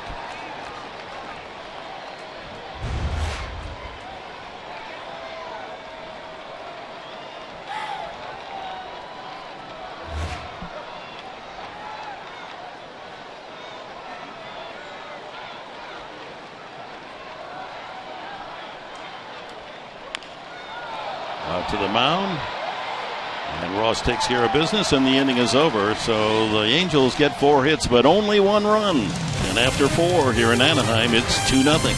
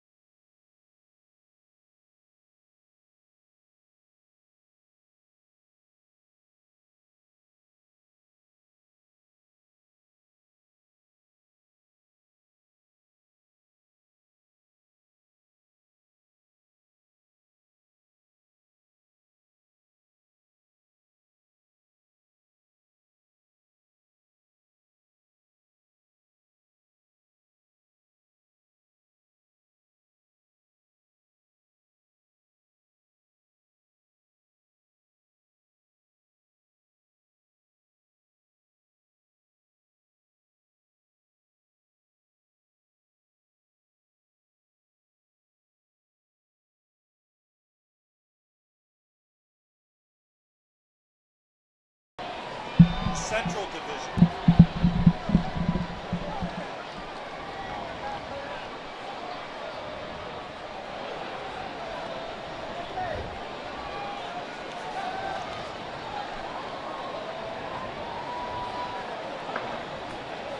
All right, thank you, Michael. 2-0 the score. The Angels leading, and we go to the 5th inning with Spangenberg, Middlebrooks, and Almonte scheduled. Spangenberg fouled out to the catcher his first time. Weaver, just a couple of singles. Solarte and Upton. And he's just tantalizing the Padre hitters with that slow stuff. The National University standings in the National League Central. The Cardinals, isn't that true every year? Heading the way. Cubs 4.5 back. Pittsburgh 6.5. We're going to see the Pirates upcoming on the homestand. And Spangenberg going after a 75-mile-an-hour changeup for the 6th strikeout for Jared Weaver. First pitch of that at bat was an 82-mile-an-hour fastball. If you sit down and talk with baseball people, scouts, you might hear a phrase called above the hitting speed and below the hitting speed. And I'll elaborate that after this pitch. Average hitting speed is like anywhere from like 89 to 92-ish, right? Anytime it's even above 92, I would say. Guys are above 95. Not normally pitches you're going to see all the time. So it's tough to square up. Look at that. Way out in front again. 67 on that curveball. And it works the opposite way as well. You get a soft tosser out there below the hitting speed. They're not used to seeing that. 1 ball, 1 strike. And when he tries to sneak the fastball at 85, that becomes his changeup, the fastball at 85. Talk about pitching in reverse. Pitching backwards, huh? 2-1. Another fastball, 2-2.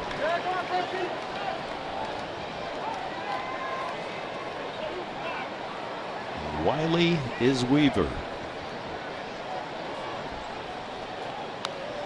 Just got a piece of that 75-mile-an-hour changeup.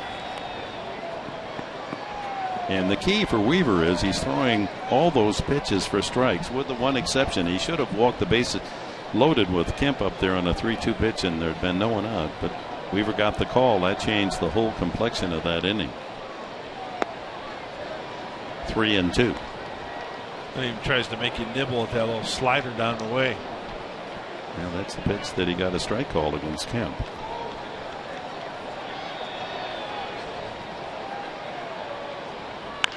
Line drive, one hopper off the second baseman Giovatella's glove, and Middlebrooks is on. We'll see how they score it.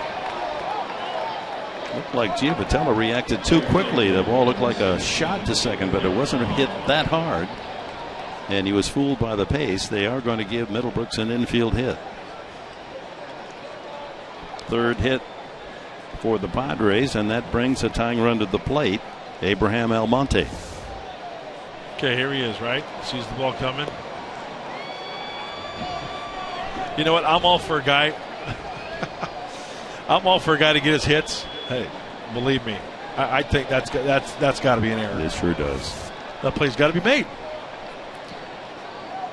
Swing and a miss by Almonte. He struck out on a called third strike.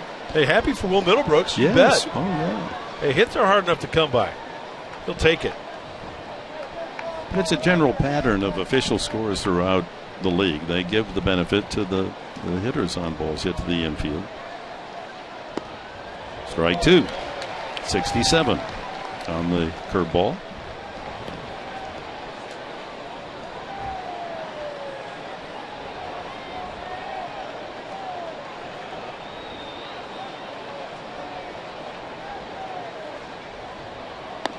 Up high. Look where Almonte is in the batter's box with all this slow stuff. He has his front foot almost in fair territory. Yeah, most guys, good point, Dick, because most guys have their back foot back there, right? The box. He is way up. See where he strides. Because if he's out of the box. Well, it didn't matter. Changeup gets him anyway. 7 strikeouts for Weaver. This is a masterful performance by a man who doesn't have a fastball anymore. Chris? Well, Dick, things have changed a little bit since you were last here. The name of the stadium's changed. I don't think these rocks were out here as well when Walt Disney Company took over as the majority owner in 1996. They maybe wanted to add a little pizzazz, a little design to the place because it was at once shared with the Rams as a football stadium. So, hey, we want to make this look like a baseball stadium, give it some character. So out here in the outfield, they built these rocks, and there's fireworks that go off at the beginning of every game, every time the Angels hit a home run and when they win, and the geyser that comes out. So a little bit of character out here in the outfield for the now Angels Stadium, Dick. Right, I got to remember that. Not Anaheim Stadium, and they're not the California Angels anymore. They're the Los Angeles Angels. Actually, it's the 3rd revision of the ballpark. And Marista, 0-2. The configuration was basically what you see foul pole to foul pole initially. And then when the Rams moved from the Coliseum here, then they added bleachers to make it a football stadium and closed off what is now the center field area.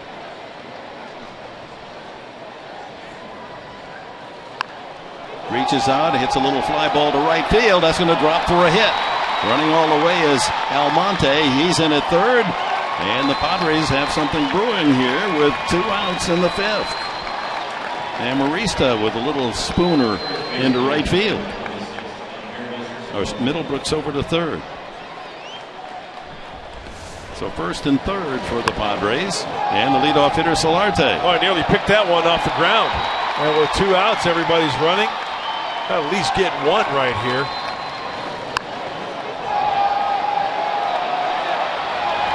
Middlebrooks knows Calhoun has an excellent arm. Yes, he does.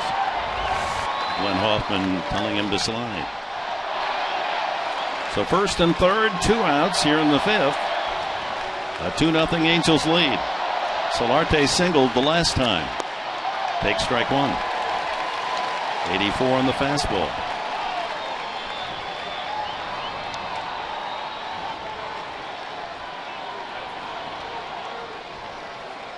Done a good job with runners in scoring position. 2 outs.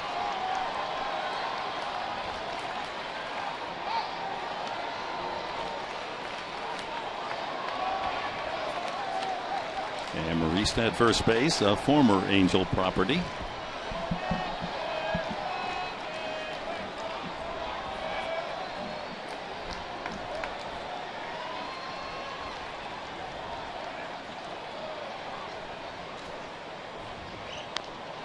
Out in front.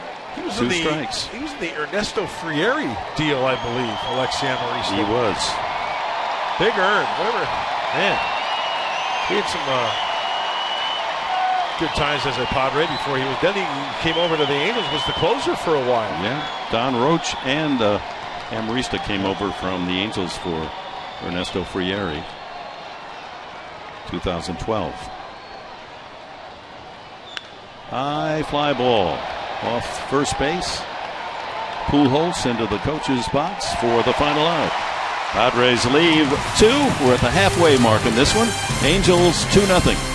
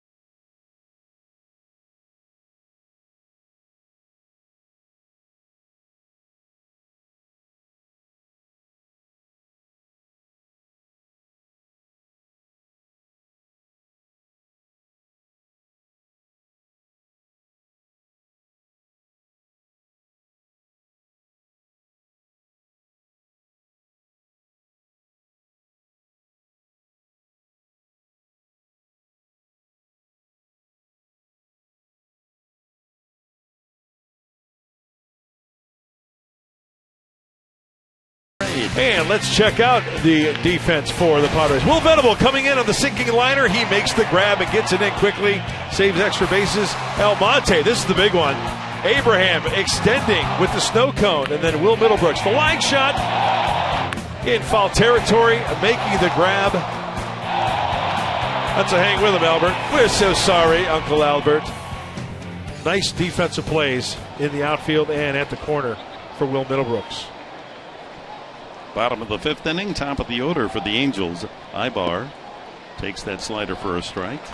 He struck out and lined to center. That play made by Venable right off the turf to deny a base hit in the 3rd.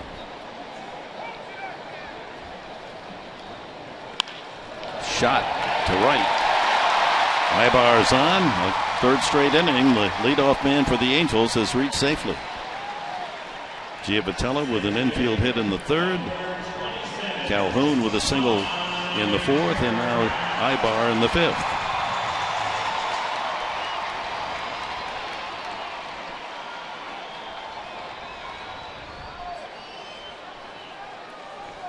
One extra base hit of the 8 hits for the Angels. That was the double by Matt Joyce that led to the first Angel run.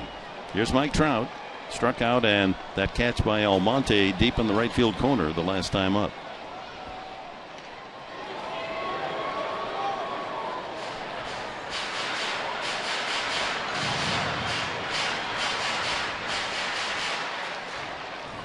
Ibar with 1 steal.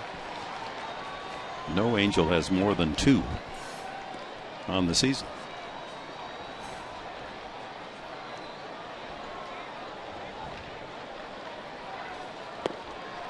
Slider has him out in front.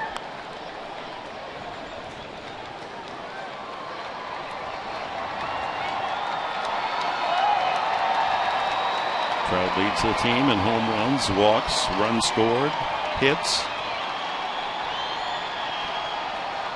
And I'll take that back. He has stolen 8 bases. He is the one Angel who has stolen more than 2. Runner goes, not close. 3rd steal tonight. Off Tyson Ross. Shortstop side of second base, and Alexi trying to keep. You got to be careful there. Can't hold him on the base like that. So a single and a steal. Ibar with no one out in scoring position for Trout. And a deep drive to left field. Back goes Upton. Off the wall. Ibar had to hold. He's going to be held at 3rd on a double by Trout. Just missed his 12th home run of the year. He's looking out there as if to say, how did that not go out? Oh, this kid is so strong. That ball away, short, quick, some kind of strong, and Justin Upton gets to the point of no return. That ball falls right in his lap. And with the ball hit the way it was on that line. Ibar wasn't sure. He scampers to 3rd base. So no one out, 2nd and 3rd for the Angels here in the 5th. And Albert Pujols with first base open. The infield comes halfway.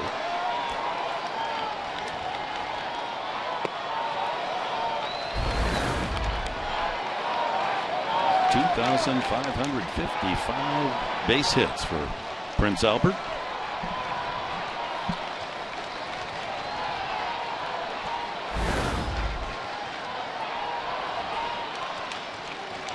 Ibar at 3rd, Trout at 2nd. Angels threaten to add to that 2-0 lead.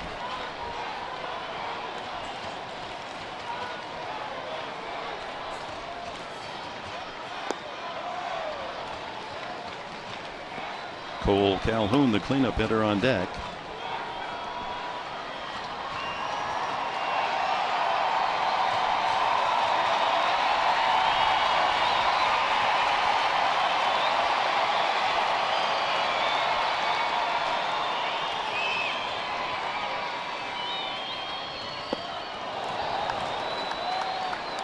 Good breaking ball straight down. Serious tilt on that 88-mile-an-hour slider.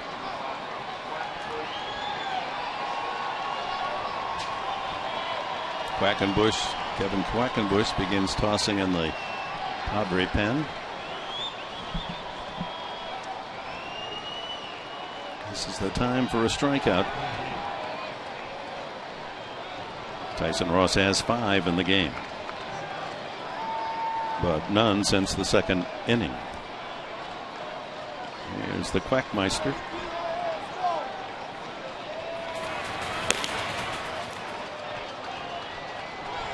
Got him. Another slider. 6 strikeouts. Now with first base open, what will Bud Black decide to do? Here's the pitch up on top of it. Off speed, slider again. And Albert Pujols, who went to a community college to play baseball, just struck out on a slider. You're talking about Mike Trout being a first-round pick, but over 20 teams passing on him. How about Pujols? He was the 402nd player picked. Yep. Yes, indeed. They're going to walk the left-handed hitting Calhoun to load the bases. And that's the first walk from Tyson Ross tonight. And sets up a force at any base, righty on righty, as Mike Scioscia going into his 16th season as skipper. That's a pretty good trivia question right there. Who was the skipper before Mike Scioscia? Well, it was Joe Madden. He was interim when Terry Collins was let go. And Collins now the manager in New York with the Mets. Scioscia is now the dean of National League managers, 16 years. Career wins by manager. Bruce Bochy topping the list. 1,643 wins. All right, bases loaded. Freese has struck out and grounded out. Scioscia, a solid catcher with the Dodgers. You didn't get by him very often when he blocked the plate. No, he was a brick wall. Chop to third, foul. All the runners will return. Ibar to third, Trout to second, Calhoun to first.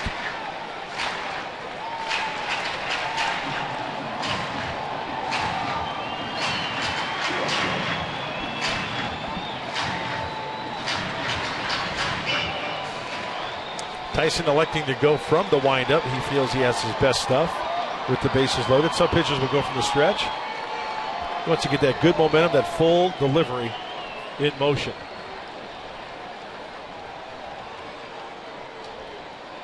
Infield back. And a little looper. Solarte makes the catch, turns and fires back to the plate for the second out. Did they call the infield fly rule on that? Because that was a tough in-between call. I saw first base umpire Ted Barrett put his hand up in the air indicating infield fly. Batter is automatically out and runners advance at their own risk. Well, if Ross gets out of this jam, that'll be something.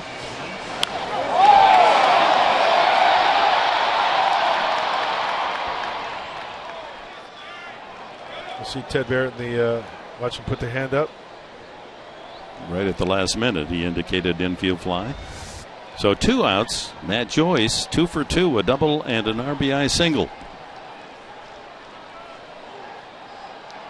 He had been in a season-long slump and rips that one just foul.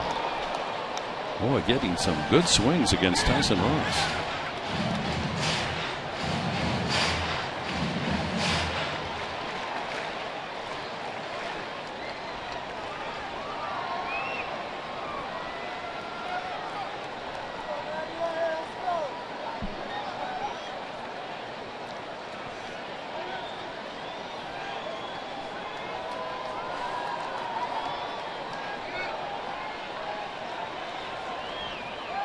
Got a good pitch to hit, didn't he, that first one? Right there.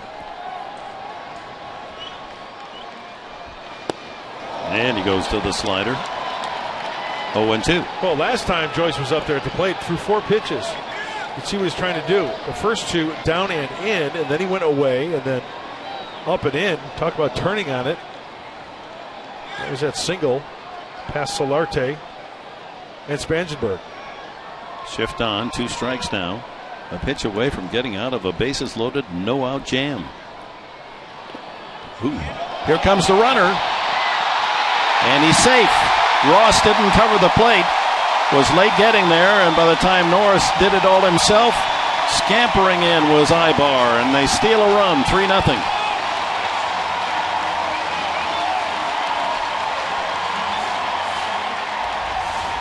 Watch Ibar. As soon as this ball, I mean, he's a third of the way down. You know what, Dick? If he feeds it to Ross, he doesn't even get him if he feeds it to Ross. Yeah, I guess not. He had such a big jump. Yeah, well, look he's a third of the way at home plate. Because Middlebrooks is way off playing in the shift. Oh, did he tag home plate? I think he got his hand on there. I don't think he got his hand on the plate. His hand slept. Let's check. He may have gotten the back point. May have. From that angle, you couldn't overturn it on any significant evidence, but there may be something else in New York that they're looking at. So the challenge has been made by Bud Black. So that's the disadvantage with the man on third of being in a shift, because Middlebrooks not playing in a normal third base position. As far as he is away from third, then Ibar can take that big a lead. So he was only 60 feet away from home plate when the ball got away from Norris. And that's the point I've made many, many times when you're leading off third base. Get off as far as your third baseman is playing away from the bag. That was just a great secondary lead. As soon as he saw daylight, here it is again. This is the same angle. And he may have landed just on that back point. There's no clear evidence to overturn it. Now they have other camera angles back in New York. Safe is the call. That ends that mystery. It's 3-0 Angels. Challenge now lost by Black, so he doesn't have another. So in the inning, Ibar with a single, Trout with a double off the left field wall. Ross nearly out of it, strikes out Pujols and gets Calhoun to pop up. Or they walk Calhoun and gets Freese to pop up. He's got a 2-strike count on Joyce when he bounces one. And Ibar able to beat Derek Norris back to the base, home base. Pretty good pitch, 1-2.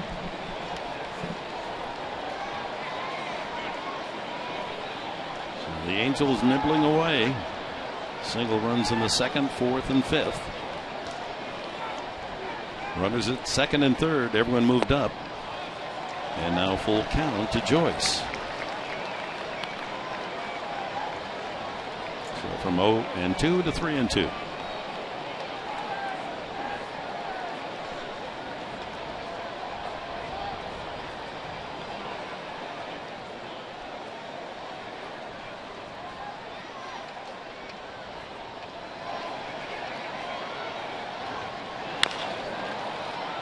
Roll foul. Padres stay with their overshift with 3 infielders on the right side. So Trout at third base, he's taking a big lead as well. As Middlebrooks is over in the shortstop position.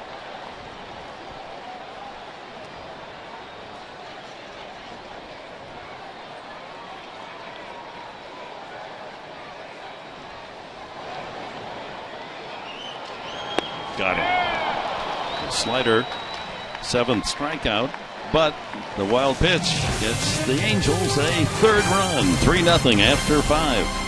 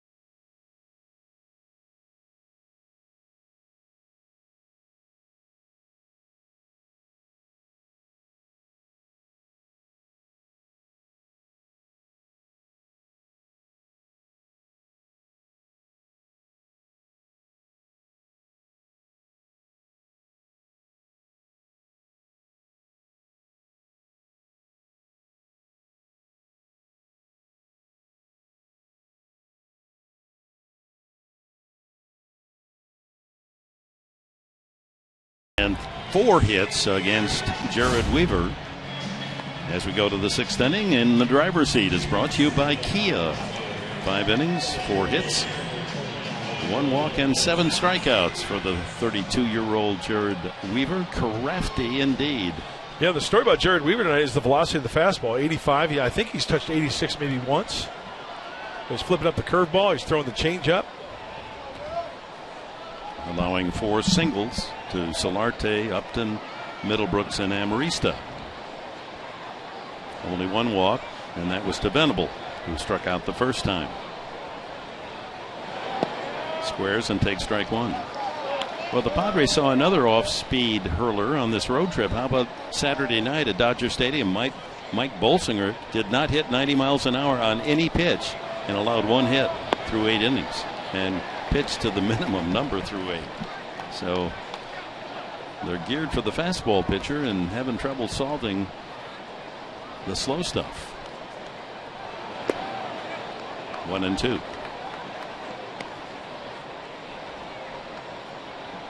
When you're accustomed most of the season gearing up, you're going to see a pitcher 90 or more, and all of a sudden 84-mile-an-hour fastball. You have to readjust. Yep. Difficulty hitting the pitchers below the hitting speed. Ground ball right side. Second baseman Giavitelli. 1 away.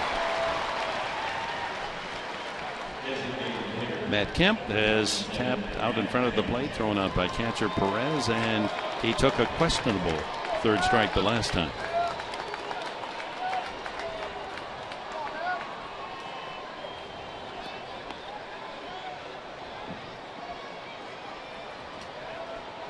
And that was such a tough call because the pitch clearly was not a strike, and had it been called a ball, which the same pitch was called by Barry the pitch before, the bases would have been loaded and no one out.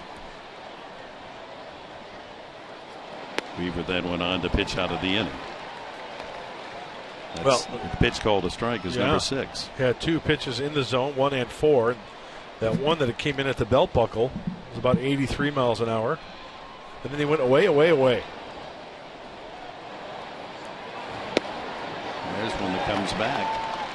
Changeup had action from outside back over the plate. Yeah, Weaver goes from the extreme third base side of that pitching plate, and then he's able to bring that changeup on the outside part of home plate to the righty. 1 out to Matt Kemp with Justin Upton to follow. And then you throw in him throwing across his body the way he does. Well, that takes a lot of effort to get that release point, to get that pitch down and away to the right-handed hitters.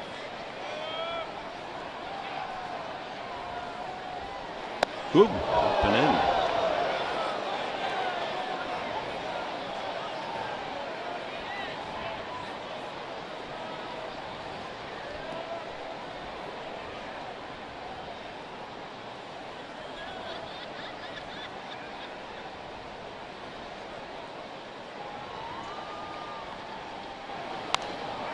Out of play. The fan brought a glove. He's had a couple of stabs at it and knocked that one down as a souvenir.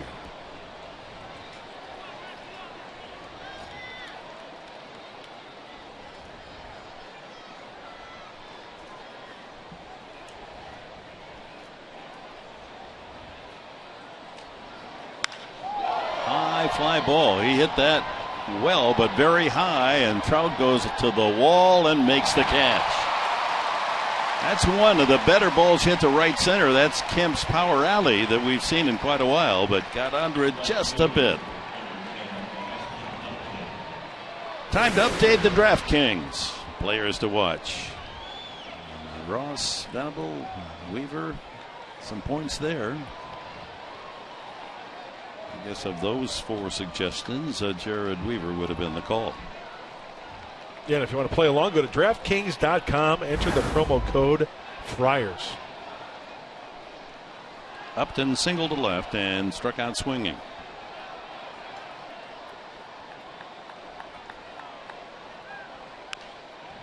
Another off speed, 76. Out in front of it.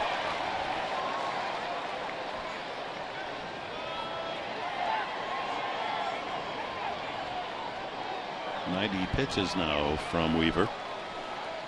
with a 3-0 lead. 2 outs, bases empty in the 6th. 77. 1-1. Got a game break coming up. Braves, Dodgers. Stay tuned to find out what's going on in that one from about an hour north of here. And he floats another mid-70s pitch in for a strike. This is something.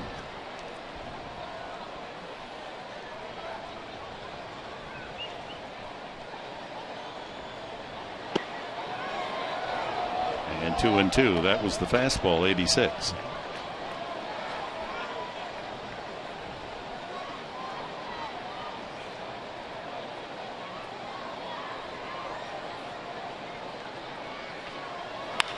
Ooh, line drive. It went right off Weaver. That almost got him flushed. Right off the belt buckle. That was a bullet back to the mound. A second hit for Upton, and fortunately for Weaver, he was just able to get out of the way. Not completely. It just took that number 36 almost to center field with it. He's like he didn't get a hand or a wrist in the way there. Hockey suit. So a 2-out single for Upton. He's 2 for 3. Norris has grounded out and flied to left.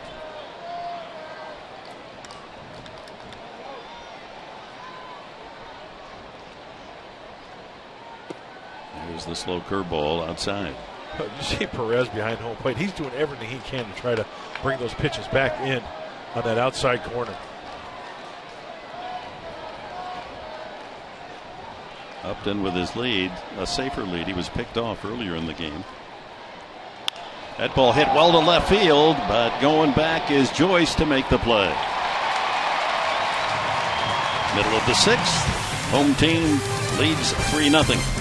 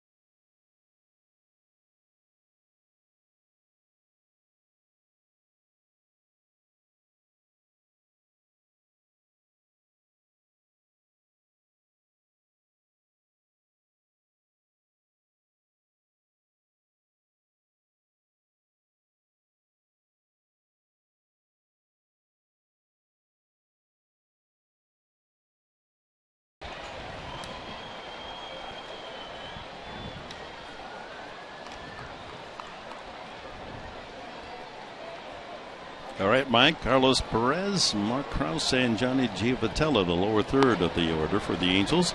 Last of the 6th inning, 3-0 for the Halos. Perez is 2 for 2 with an RBI infield hit. Back to the mound, and a soft liner grabbed by Ross for the out. Well, on this Memorial Day, USAA honors those who gave everything in their service to our country. USAA.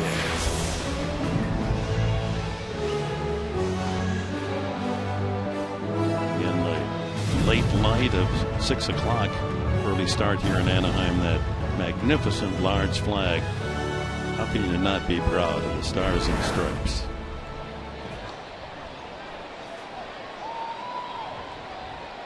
This country isn't perfect, but show me one any better than the United States of America. Strikeout and a double for Krause. He doubled to the opposite field.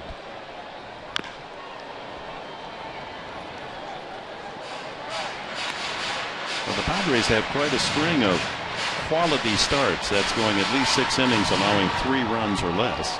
6 in a row, in fact, and 30 on the season. That's the most in Major League Baseball.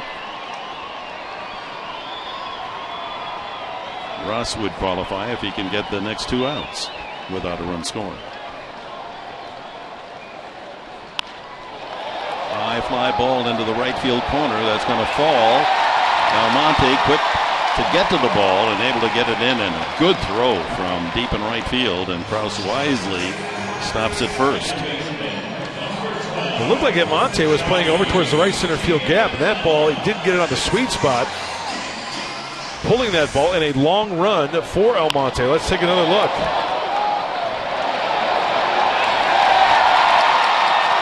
Yeah, he was playing over towards the right center field gap. See how far he has to run. He's in 3, 4, 5 strides, and no chance of getting underneath that one. And whether it was an off-speed pitch and Tyson Ross missed, and Krause just pulled it. Almonte showed a nice arm from right field. First pitch strike to Giafitella. So the 6, 7, 8, 9 hitters for Mike Scioscia have 7 hits tonight. Joyce with 2, Perez with 2, Krause with 2. This man at the plate, Giafitella, has an infield hit in 2 at-bats. Now a 10-hit game for the Angels.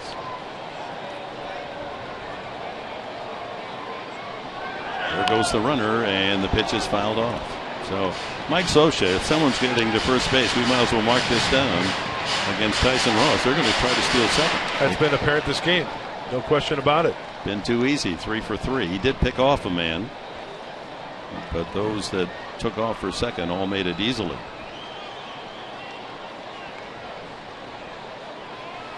I'm guessing Krause has not stolen a base this year. He has not.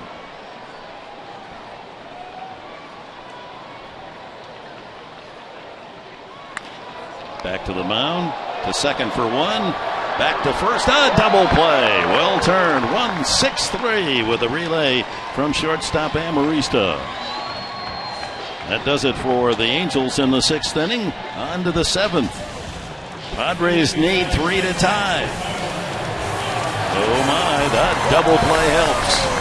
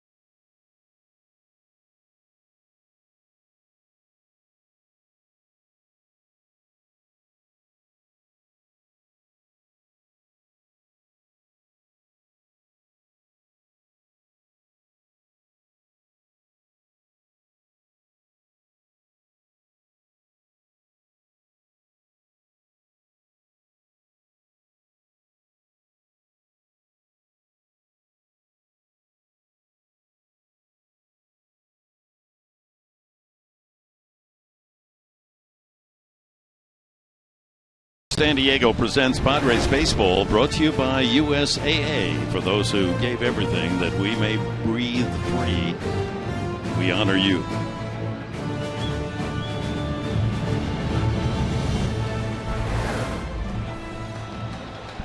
Well, Jared on the mound has been just that, a weaver in this one, weaving in slow stuff, and a ground ball by Spangenberg. High bar throws him out. 1 pitch, 1 out. 0 for 3 night for Spangenberg. Brings up Middlebrooks, a fly ball to center, and an infield hit. Well, now the Padres got some work to do as we go into the last third of this game. Usually just a bloop and a blast with a 2-0 deficit, but now 3 plays even bigger as we go later into this one. Weaver had to welcome that first pitch swing from Spangenberg because he's closing in on 100. 96 pitches to start the inning.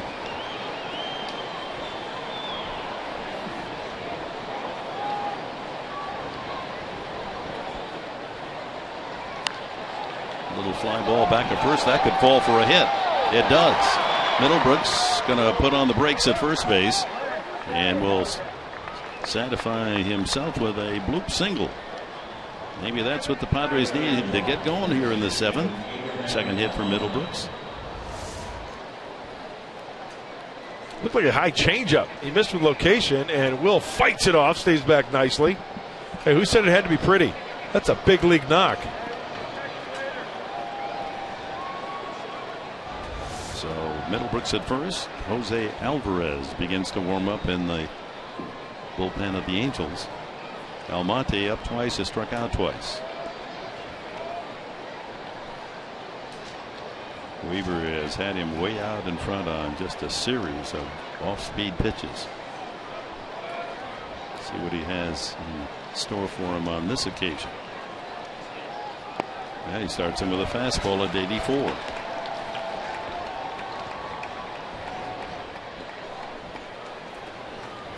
Salas and Alvarez.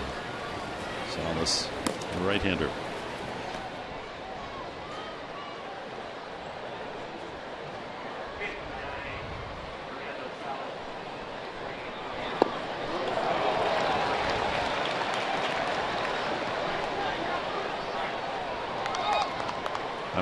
Pitches and again toying with Almonte.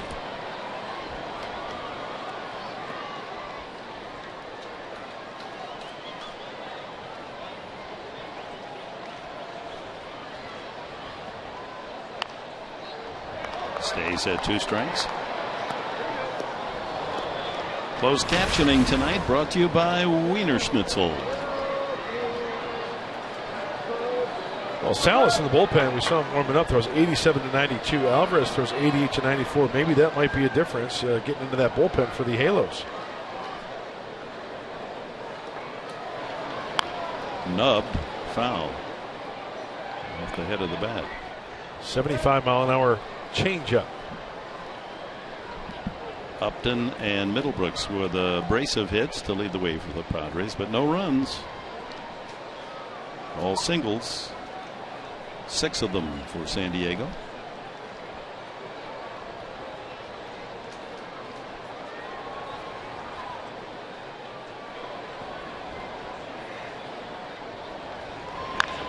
Ripped and oh, what a play by Pujols. Gets one there, but that's a tag play at second and safe. Middlebrooks comes up holding his hand. Hopefully, as he jammed it into second base, that's not serious. What a play by Pujols. Almost took not only a base hit away from Almonte, nearly turned it into a double play. Didn't quite field it cleanly, and that saved Middlebrooks, who was able to make it over to second base. Off the bag shuffle, good fielding position in the bag, out of the glove, and that hit, on the bounce. The ball hit Middlebrooks, not on the slide. Now Albert, from that standpoint, has to create a throwing lane, and he throws it right into the left right hand, right thumb.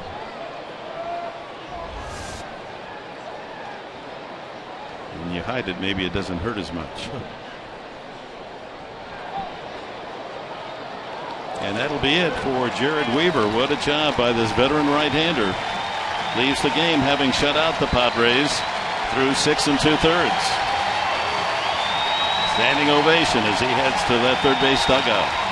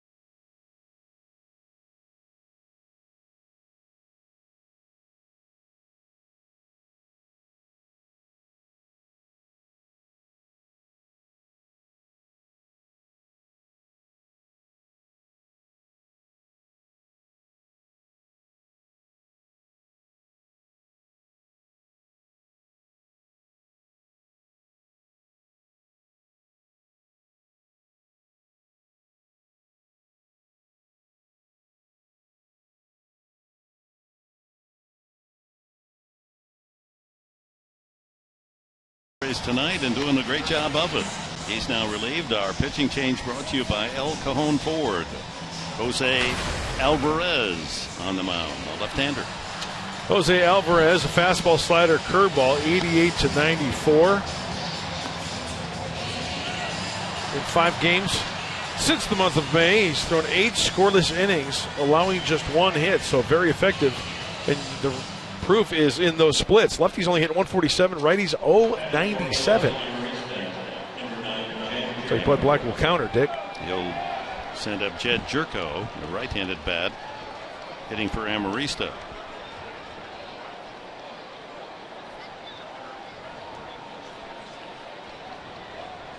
One swing, get the Padres back in this game. First pitch is at 84. Jerko's numbers on the year, a couple of home runs. Alvarez from Barcelona, Venezuela. Signed originally by the Red Sox. Pitched for half a year at Detroit 2 years ago. Was 1-5 with a big ERA. And then a couple of games, just 1 game with the Angels last year. 2-0. 3-0. Get Jerko on there. That would bring the tying run to the plate. Leadoff hitter Jan Solardi on deck.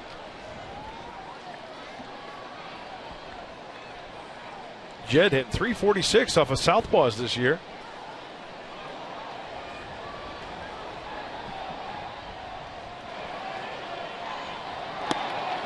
High strike.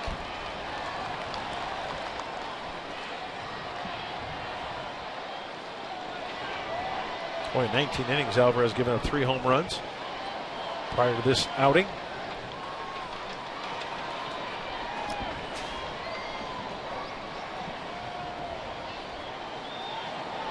All 4. That does bring the tying run to the plate. That will drive a manager crazy. Solarte hits right-handed. His stronger side left-handed. We documented that throughout the year, but right-handed. He's 6 for 30, hitting 200. Check that. It's 4 for 27, hitting 148 right-handed, but 308 left-handed. So 2 on, 2 out here in the 7th. Padres on 1 swing could tie it up.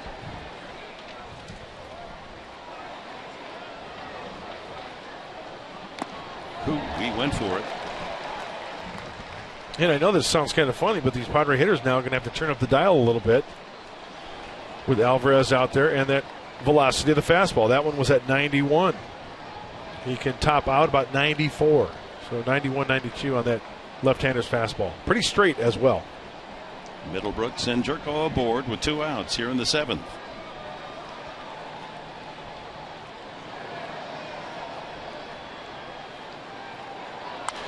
Watch out. This one coming back toward us.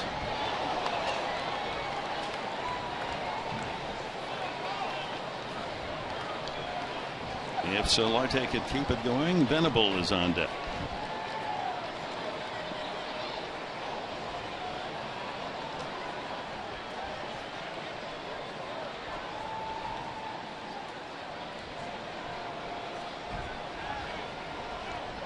Remember, with the DH as well in play, only 3 bench players. Jerko already been used with that walk. Barmes, Hedges are the only 2 position players now left for Buddy Black and the Padres. Saw that shot of Bud Black. It's been a schizophrenic offense. Shutout Saturday night. Then they scored 11 yesterday. Now shutout so far tonight. See if Solarte can do something about that. It backs off from the inside fastball. There they are, 2 right-handed bats, Hedges and Barmes. So it figures if Solarte keeps it going, Venable's going to hit for himself. Line drive, it's hooking fair into the left field corner. That's going to score 2 more. No, they're going to hold up Jerko at third on a double by Jan Solarte. It's 3-1, and the tying run moves into scoring position.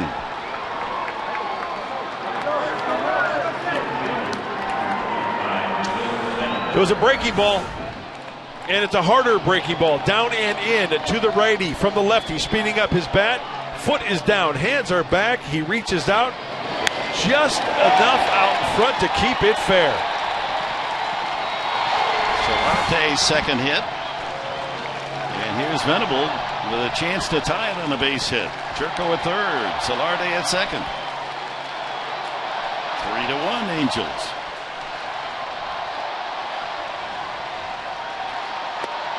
Strike 1. I guess you could use that old expression considering we're right across the highway from the Honda Center. Ducks on the pond. Absolutely 2 right. of them. Got to bring them in. Oh, weak wave at the breaking ball.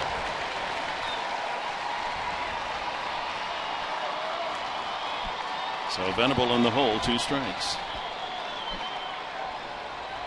Good job with runners in scoring position, but most of those hits against right-handed pitching. Outside target. He wouldn't bite on that one.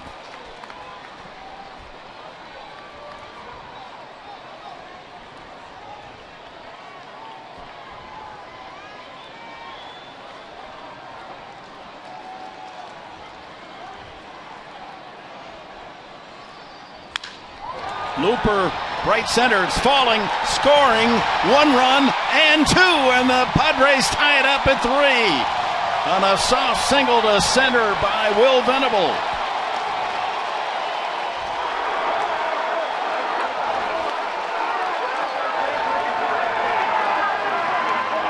Clutch hitting by Venable, knocking in his 9th and 10th runs of the season and tying the game, a 3-run 7th for San Diego. Well, Alvarez just didn't get the breaking ball out enough. Will stays on it nicely, a little soft serve. That's a great battle right there for Will Venable. Good at-bat, great at-bat. Fernando Salas is going to come in for the Angels, but the Padres have rallied with 3 in the 7th to tie it up.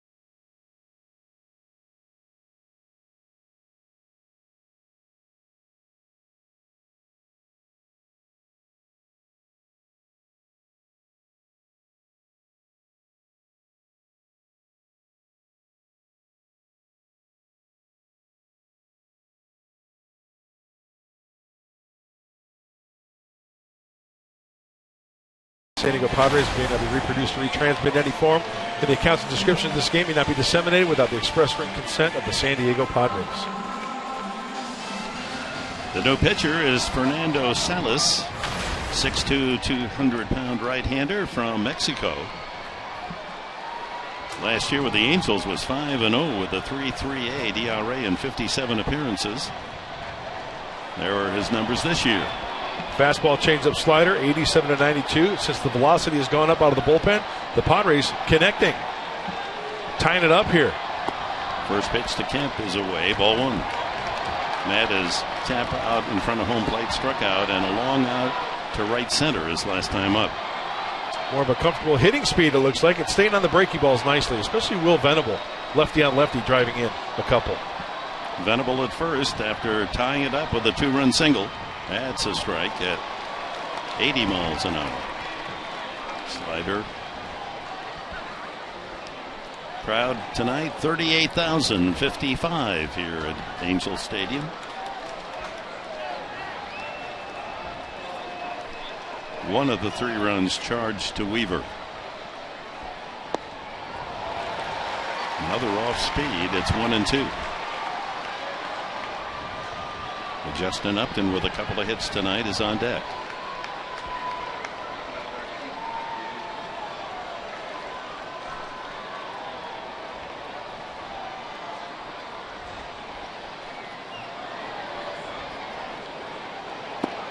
Goes Venable. He's in there. Oh, now the go-ahead score out at second base for the Padres with a count 2-2 on Kemp. Let's check out the jump. High leg kick. Nice jump from William. And the short hop helps him out as well. Third steal of the season for Venable. Padres putting together a big inning here in the 7th. 3 runs on 3 hits, now a steal. But Kemp goes down swinging. 3 runs, 3 hits, a man left. And at the stretch half of the 7th inning, it's the Padres 3, the Angels 3. And on this Memorial Day, never any other day of the year more meaningful than the lyrics to God Bless America. Prior to singing Take Me Out to the Ballgame, please join us in singing God Bless America, performed by Technical Sergeant Daniel Plaster of Air National Guard Southwest, attached to 146th Wing in Ventura County.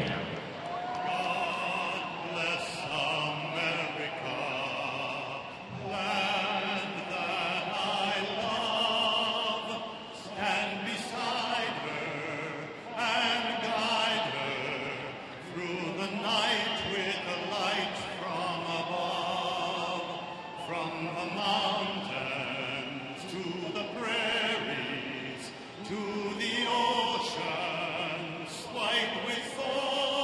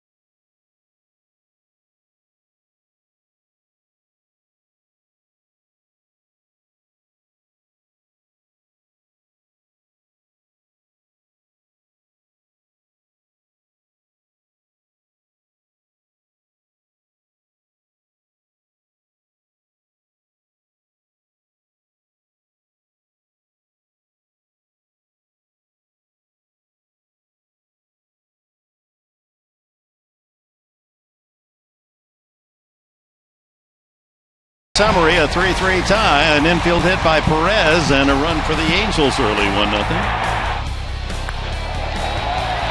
And a base hit by Matt Joyce made it 2-0, but the big run comes on this short, wild pitch. Well, made it 3-0. Padres get 3 in the 7th inning, 1 on the double by Solarte, and 2 more on Venables. Soft single to right center to tie it up at 3-all. Brandon Maurer comes in to pitch the last of the 7th. Ibauer in the top of the order. He'll face 20th appearance for Brandon Maurer. And he's had some good ones as well, and the numbers prove it. Only 6 walks in 21 innings. He's a strike thrower. He's got that strikeout pitch, being that slider. 0-2. He's had some quick innings as well, which is a good sign from the right-hander out of the pen for San Diego.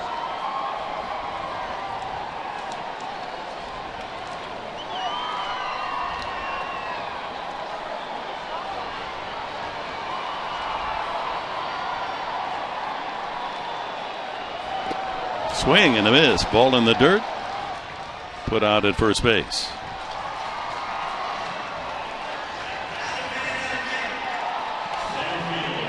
Brings up Mike Trout. Defensively, Jerko stays in the game at... No, he does not. Now, Spangenberg still at second. It's Clint Barmas now at shortstop for Amarista. That's the only change, along with the relief pitcher Maurer.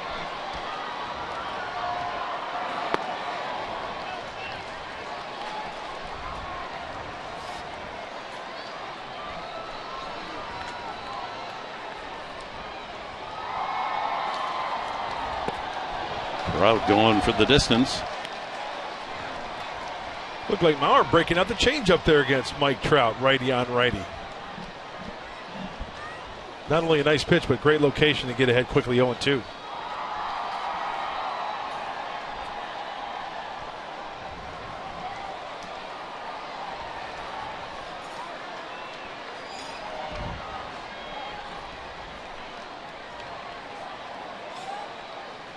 Maurer now has gone 11 consecutive innings without allowing a run.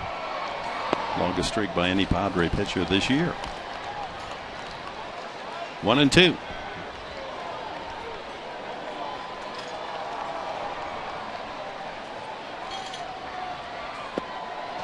Nice. 2 men up, 2 down on strikeouts for Maurer. A reminder, today's and tonight's game presented in HD by Sony 4K.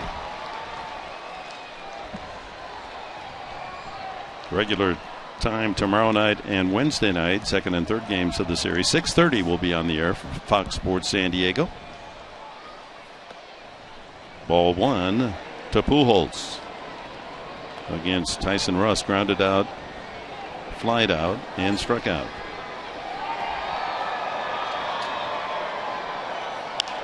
High fly ball, shallow in center. Venable easing in under it. And a 1-2-3 inning for Brandon Maurer. After 7, we're tied at 3.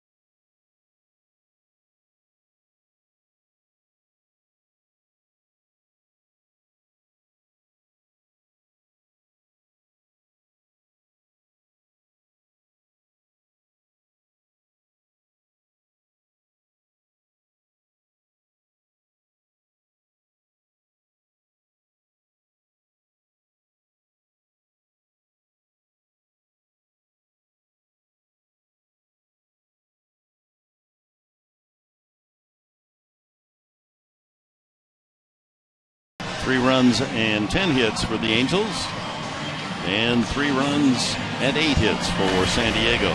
Joe Smith, the 4th pitcher used by Mike Scioscia, makes his 21st appearance. Was an Angel for the first time last year and did a good job. He was 7-2, and when Houston Street wasn't saving games, he was. He had 15 saves. Pretty much a 2-pitch pitcher for Joe.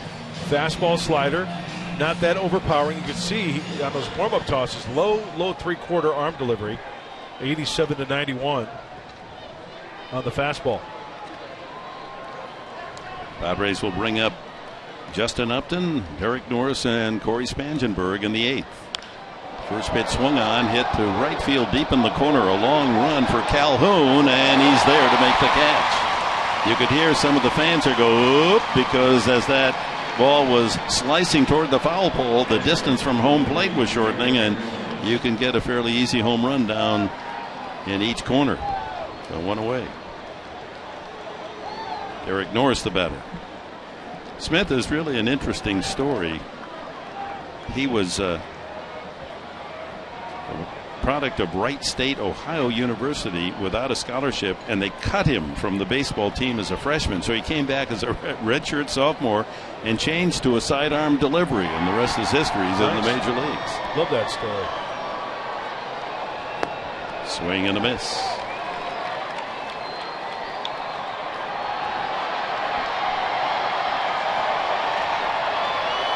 So Tyson Ross goes 6 innings, allows 3 runs, 10 hits, 1 walk, 7 strikeouts. Will not figure in the decision. A quality start again for Tyson Ross, 31st for a Padre pitcher this year, best in the majors.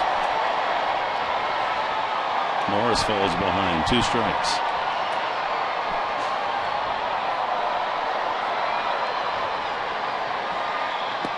And down he goes swinging. 2 outs here in the 8th as we go down to Chris Budden. Chris. We'll take another story to add on about Joe Smith. His mother was diagnosed with Huntington's disease back in 2012, Lee Smith. He saw his grandmother go through the same disease, very excruciating. So because of it, he started a foundation. Go to helpcurehd.com to raise money to try and find a cure or anything that can help them through the symptoms of his terrible disease. You have that right. It is an ugly, awful, terrible disease. Spangenberg is fouled out, struck out, and grounded out. 2 away now here in the 8th. Brandon Maurer had a quick 7th inning. You wonder if he'll come out again for the 8th. Little looper over the head of the third baseman, freeze for a base hit. Boy, the Padres have gotten a basket full of base hits without hitting them solidly. That one just fisted a little wedge shot over the third baseman's head. No, there was a player long time ago, Willie Keeler, said, hey, hit them where they ain't. I didn't see anybody over there. That's a big league knock, and Joaquin Benoit is warming up in the Padre bullpen, so we might see him in the bottom half of the 8th. And Spangenberg, a good base stealer. He has 4 this year. As we look at Benoit. Here's Middlebrooks, 2 for 3. He has an infield hit and a looping single to right.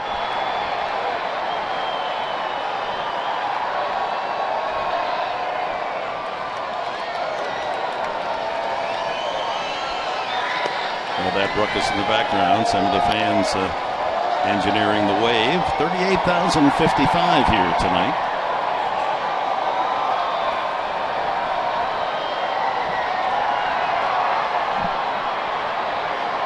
Outfielders playing very deep, no doubles.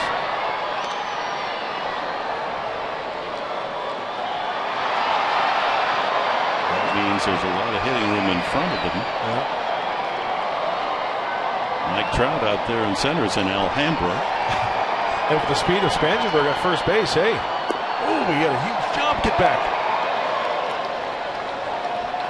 I thought he had that one stolen. I did too.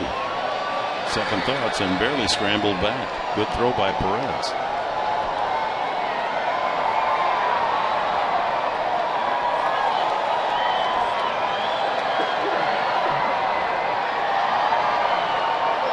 Almonte on deck. 1-1 to Middlebrooks.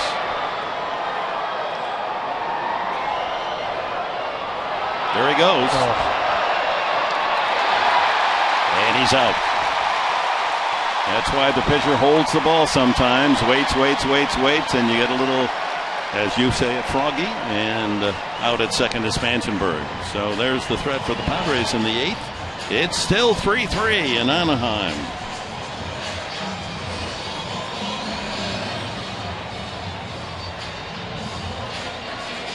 But he's already used his challenge. He can suggest they review it.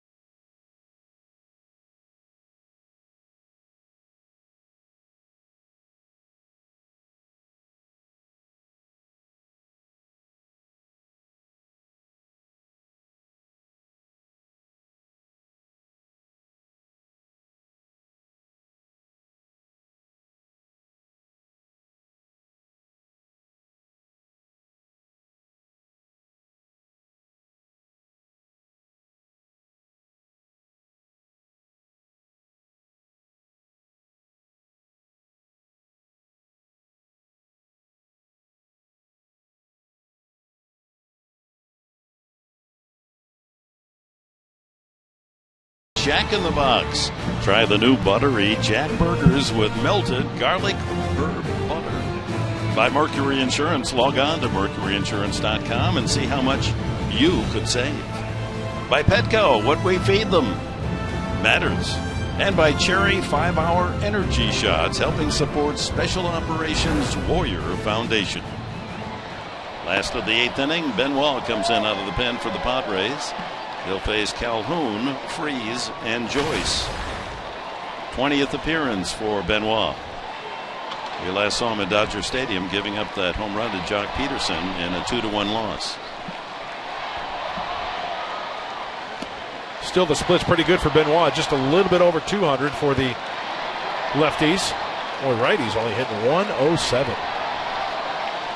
Calhoun has struck out, singled, stole second, and scored one of the 3 runs in the 4th. Walked intentionally in the 5th. That's that changeup. Well, in a close game tonight, we're wondering, as we came to the ballpark tonight, if we'd see Houston streak. A very popular Padre while he was in San Diego. Now the closer for the Angels.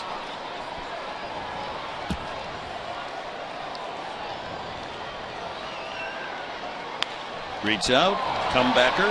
Benoit snares it. Oh, watch out. He just did catch it, did first baseman Solarte. Instead of throwing it over there, he shot put it and almost threw it away.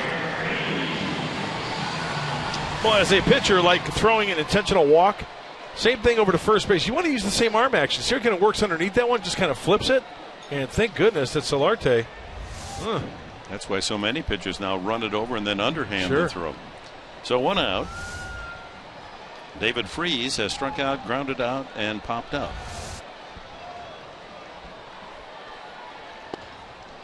Fastball at 95. Freese leads the team with 27 RBIs and his 8 home runs, second to Mike Trout.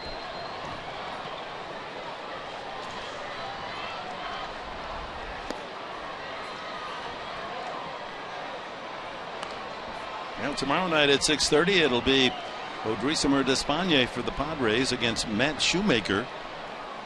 The Angels, who is 3-4 with an ERA over 6. Despaign's ERA is over 6. That'll be an interesting matchup.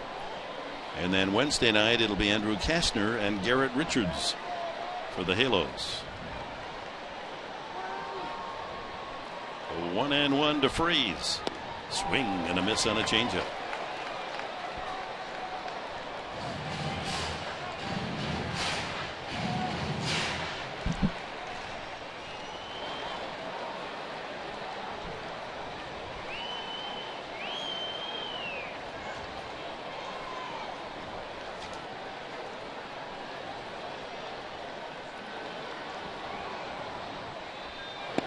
Yes, sir. Strike 3. Fastball at 96. Catches Freeze looking.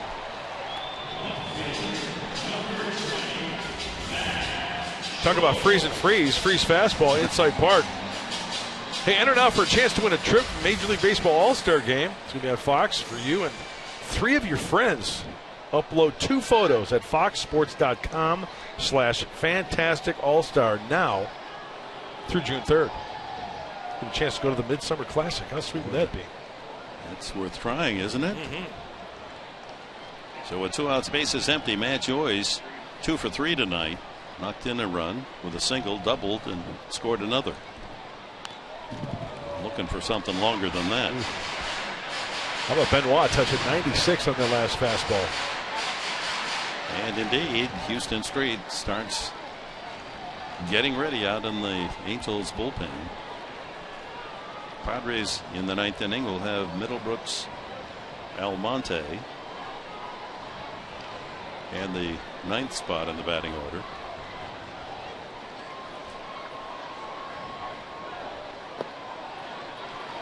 One and one. There's the familiar windup of Houston Street. Former Texas Longhorn.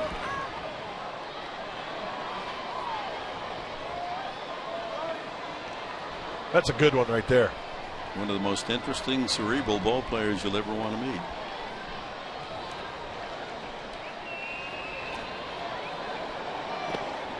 And it's 2-1 to Joyce.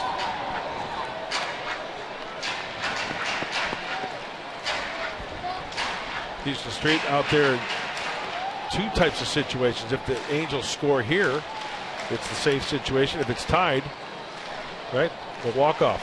There's no safe situation if it goes in the 9th tied, so the Angels can only win it in walk-off fashion.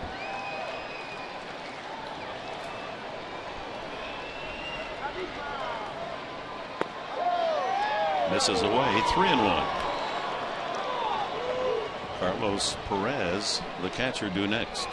He's got a couple of hits tonight. Damage has been done lower end of the order by the Angels. Joyce 2 hits, Perez 2 hits, Klaus the 8th hitter 2 hits. Giabatella 1. Challenges with the fastball, 95. Full count.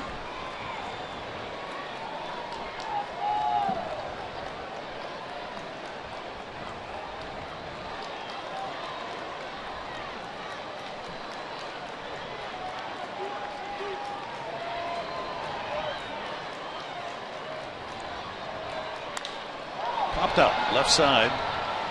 Middlebrooks for the out, and Benoit retires the Angels in order in the 8th, and it'll be Middlebrooks who will start things for the Padres in the top of the 9th inning. Padres 3, Angels 3.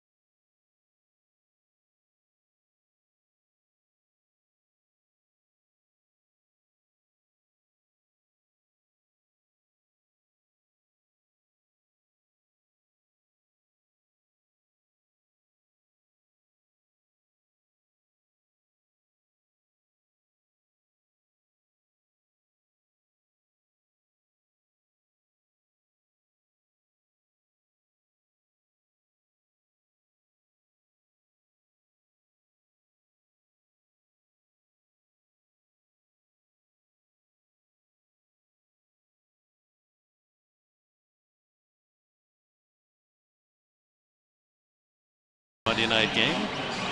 Will Middlebrooks will lead it off. He's 2 for 3, and yesterday at Dodger Stadium he connected with this one and sent it into the bleachers in left field for his 5th home run of the year. Part of an 11-run, 20-hit barrage by San Diego as they broke out of a 2-week hitting slump. And that was down and in, the hot zone for Will Middlebrooks. Hopefully he can get something out of the hand of Joe Smith here, down and in, to drop the head of that shillelagh. Put a charge into 1.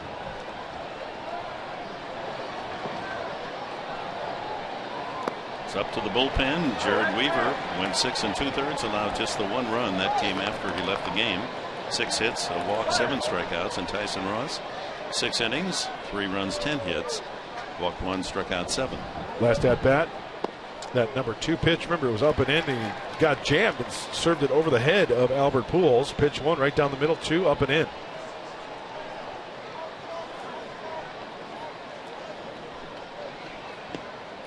And a slider away, 1-2.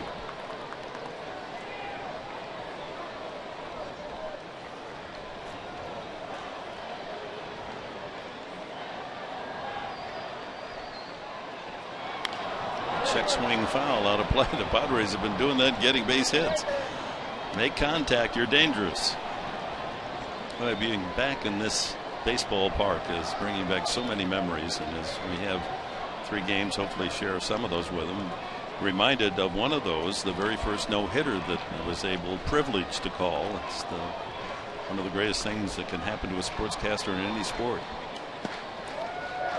Foul tip is to call a no-hit, no-run game, the drama, the theater of what happens. And the man who authored that, Clyde Wright, Skeeter Wright from Carson Newman College, on July 3rd, 1970, threw a no-hitter here. There were about 10,000 fans. That was a pretty good sized crowd. It was a Sunday. Line drive, caught by Pujols. That was headed for the right field corner.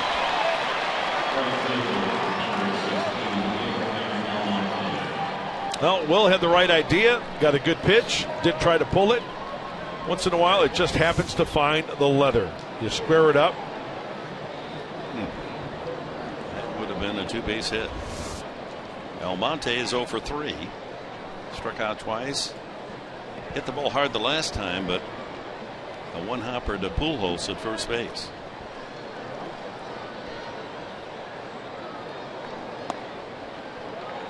.88 on the fastball strike.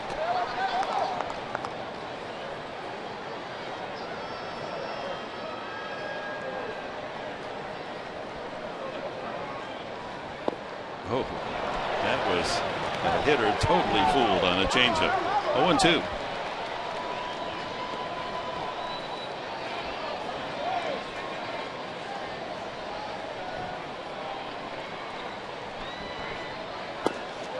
Clint Varmus is on deck. He, in the double switch, took the 9th spot in the batting order.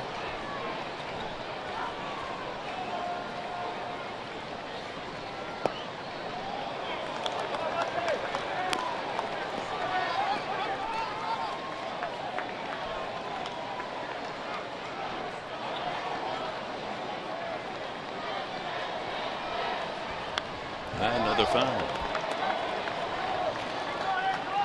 Yeah, it's hard to believe back in the 60s and 70s when I worked the Angel games, you get 15,000 fans. That meant Nolan Ryan must be pitching. I mean, it just didn't get crowds. Here we are, 38,000 tonight, and is this franchise energized by that 2002 World Series championship? We outside, and Almonte has worked the count full. The singing cowboy Gene Autry brought a second baseball team to Southern California back in 1961. The stadium built in 1966. There are some of the stars. Swing and a miss, and for the 3rd time Almonte has struck out. Follow the Padres all season in 2015 with MLB.com at bat, the #1 app for live baseball. At bat is up to the moment, any moment, with in-game highlights, live look-ins, replay reviews, radio broadcasts, StatCast, and much, much more. Get MLB.com at bat for your smartphone or tablet. Varmus in limited duty, 12 for 53, hitting .226, 1 home run.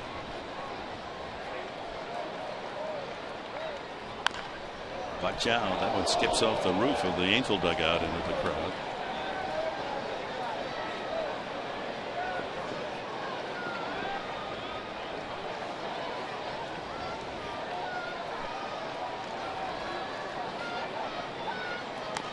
And another foul, almost the same spot. If you're just joining us, the Angels scored single runs in the fourth. Check out the second, the fourth, and the fifth. The Padres were shut out until the seventh and got 3 runs on 3 hits. Bill Venable's 2-run single, the big blow. Line drive at Pujols again. 2 balls hit very hard by San Diego after they had nubbed a few soft singles, and Pujols had his glove in the way of both. 1, 2, 3 go the Padres in the 9th.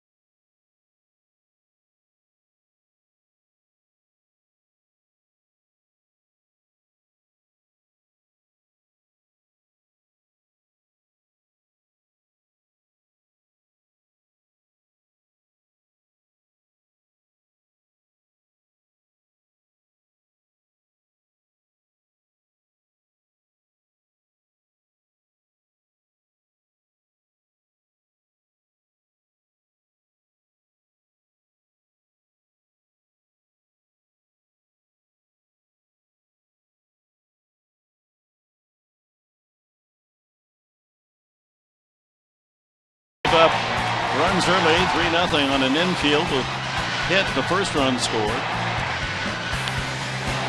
Matt Joyce with an RBI single, 2-0.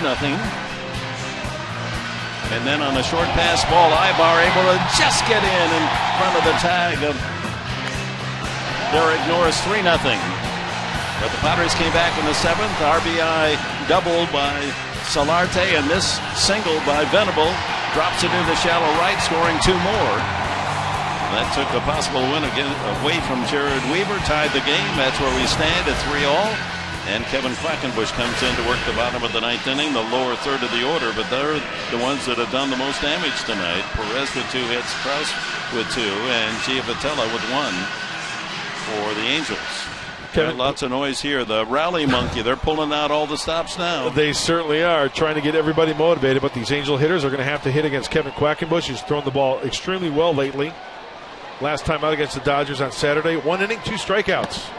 First pitch is just a little high. Perez, an infield hit. When you saw Amarista twisting and turning, couldn't quite throw him out. A run scored on that. He singled up the middle, and he's lined back to the mound. There's a strike, 1-1.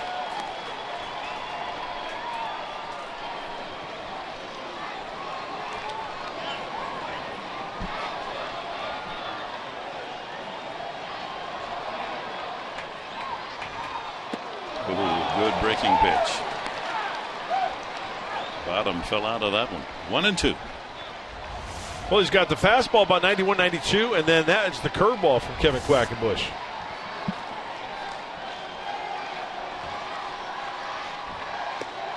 Tries another. 2-2.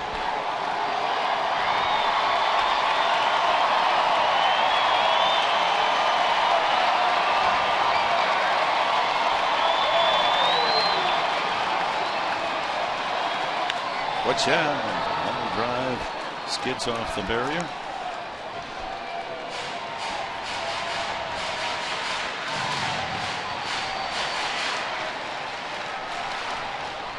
Some of that noise is from those watching the game but listening on the radio to the NHL playoffs just across the freeway at the Honda Center in the Blackhawks and the Ducks.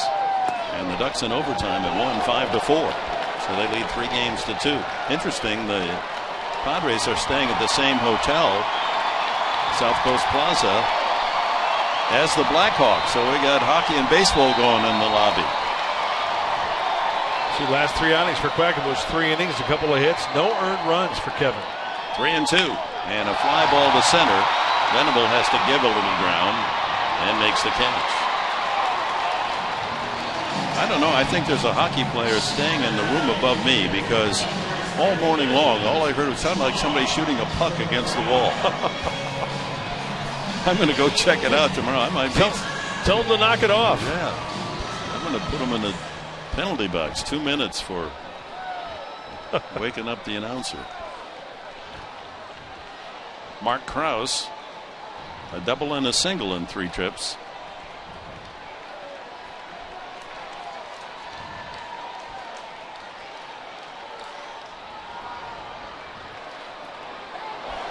.55-footer.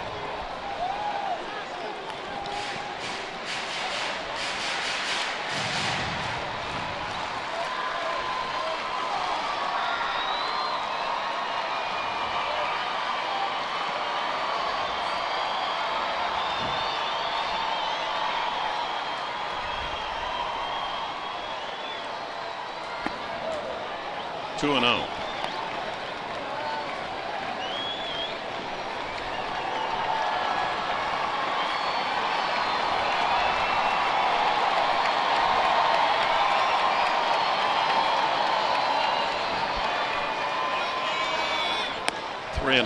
You see the objective right here by Kevin Quackenbush, trying to keep the fastball away, give him left field.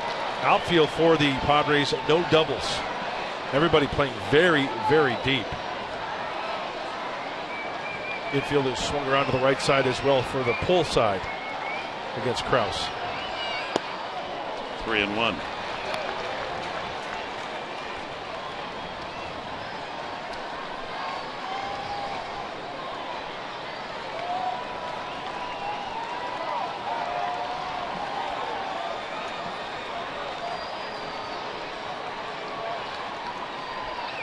He walked him. It's only the second walk given up by Padre pitching tonight. Ross walked only one, and it was intentional. And they're going to have a pinch runner for Mark Krause.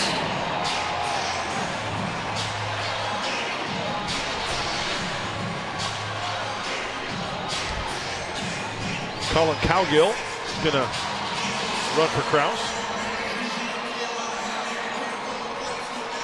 He carries the winning run here in the bottom of the 9th inning. Giovatella, the number 9 hitter, is the batter. He has an infield hit in 3 trips. Craig Kimbrell getting loose.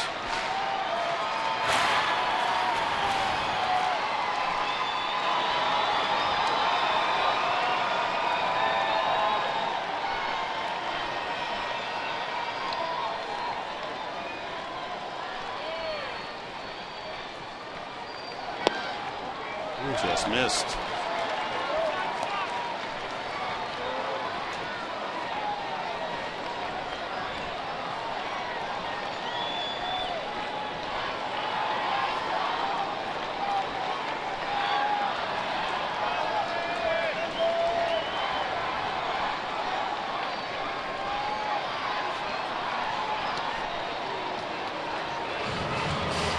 Kimbrell hasn't pitched 6 days since last Tuesday.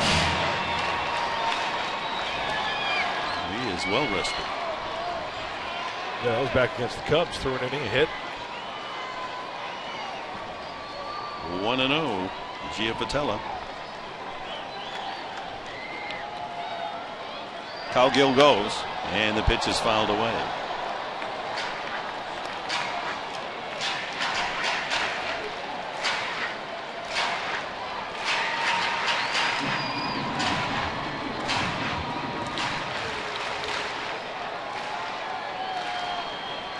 Well, with that speed at first base, as a pitcher and catcher, you try to keep the ball maybe down and away like a fastball. It's a good spot for a fastball, but you also have that gaping hole on that right side.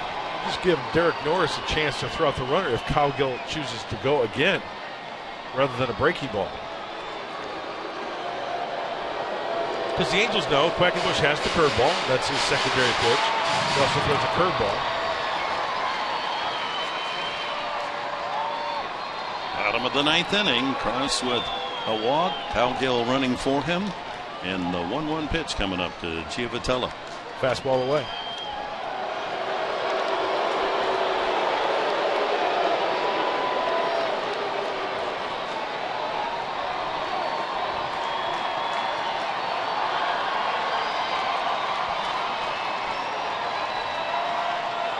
Giovitella, 5 hits in his last 28 at bats. Infield hit tonight. Pitch out. Ground ball off the mound and through into center field, and there goes Cowgill to third base. Winning run 90 feet away with 1 out. Goodness, the bottom of the order really producing tonight for the Angels. 6, 7, 8, 9 hitters, all with 2 hits. And that 1 out walk has come around to third base. And we go to the top of the order. Oh, maybe I missed the flash of a sign there. I thought I saw a fist and possibly a pitch out, but not the case. It was a fastball. Cowgill. First and third action. So Bud Black will go out, and Padres will huddle up on what their strategy will be first and third. Often the call here is to walk the next hitter, load the bases, but if you do that, you're going to have to pitch to Mike Trout with the bases loaded. I think the first action will be to get Kimbrel in the game.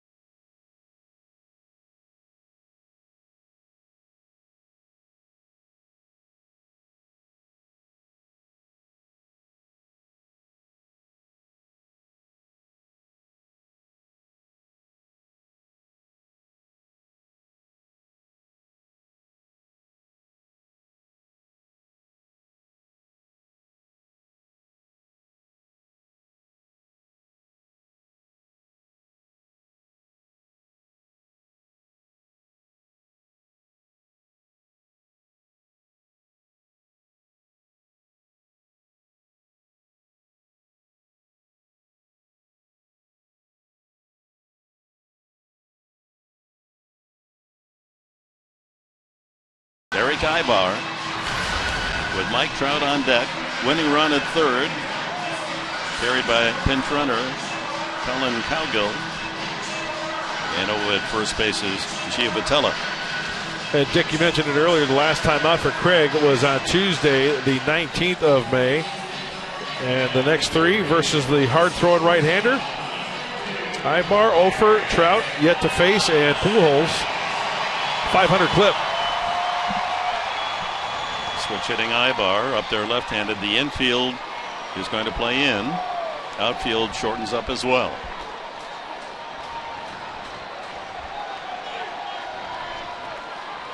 Ibar handles the bat well.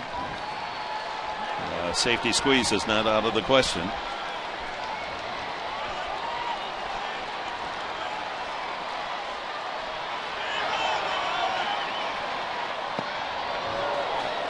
Strike with the curveball.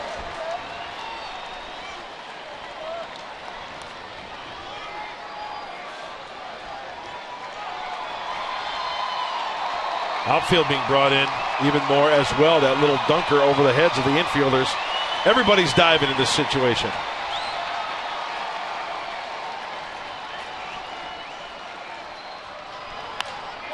Line foul. A little late on the fastball at 99.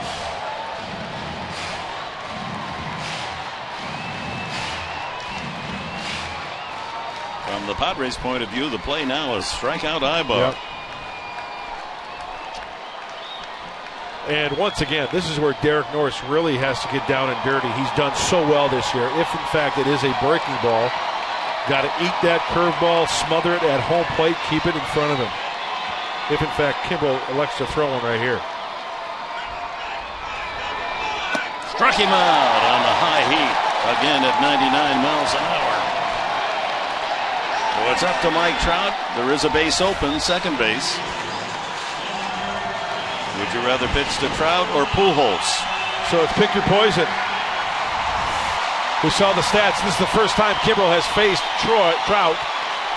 Pujols is 2 for 4, a 500 clip off of Kimbrel. They're going to walk him. There's your answer right there. And Pujols isn't quite the hitter he was through the middle of his career in St. Louis, and he's shown that tonight. A little slow sometimes on the fastball. He's 0 for 4. You walked the American League Most Valuable Player of a year ago, the All-Star Trout. Take your chances with the veteran Pujols.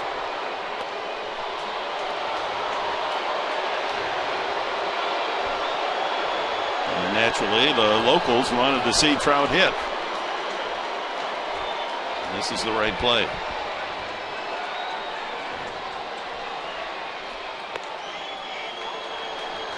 Well, Craig Kimbrel's pitch outs on the intentional walk are faster than Jared Weaver's fastball. That's right. Here comes ball 4.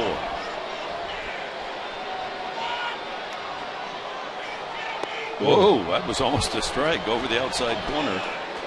That was ball 3. 88, you're right. I don't think Weaver threw a pitch 88 miles an hour.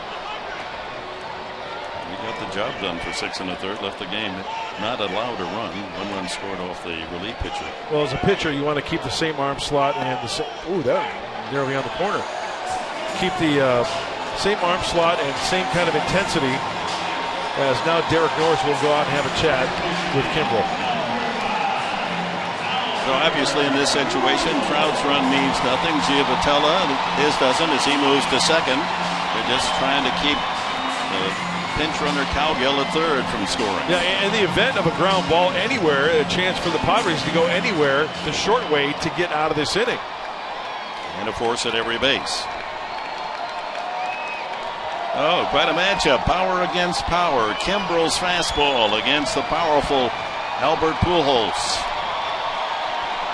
His terrific career, he's hit 12 grand slams, but that's not thinking that direction.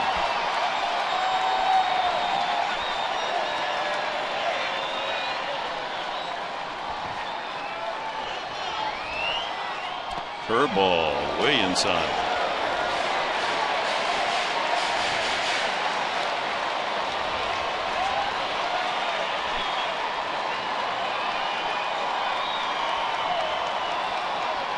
Pujols hitting only .224 this year at this at bat.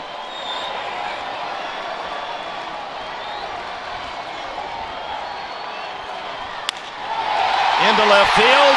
The Angels win 4-3.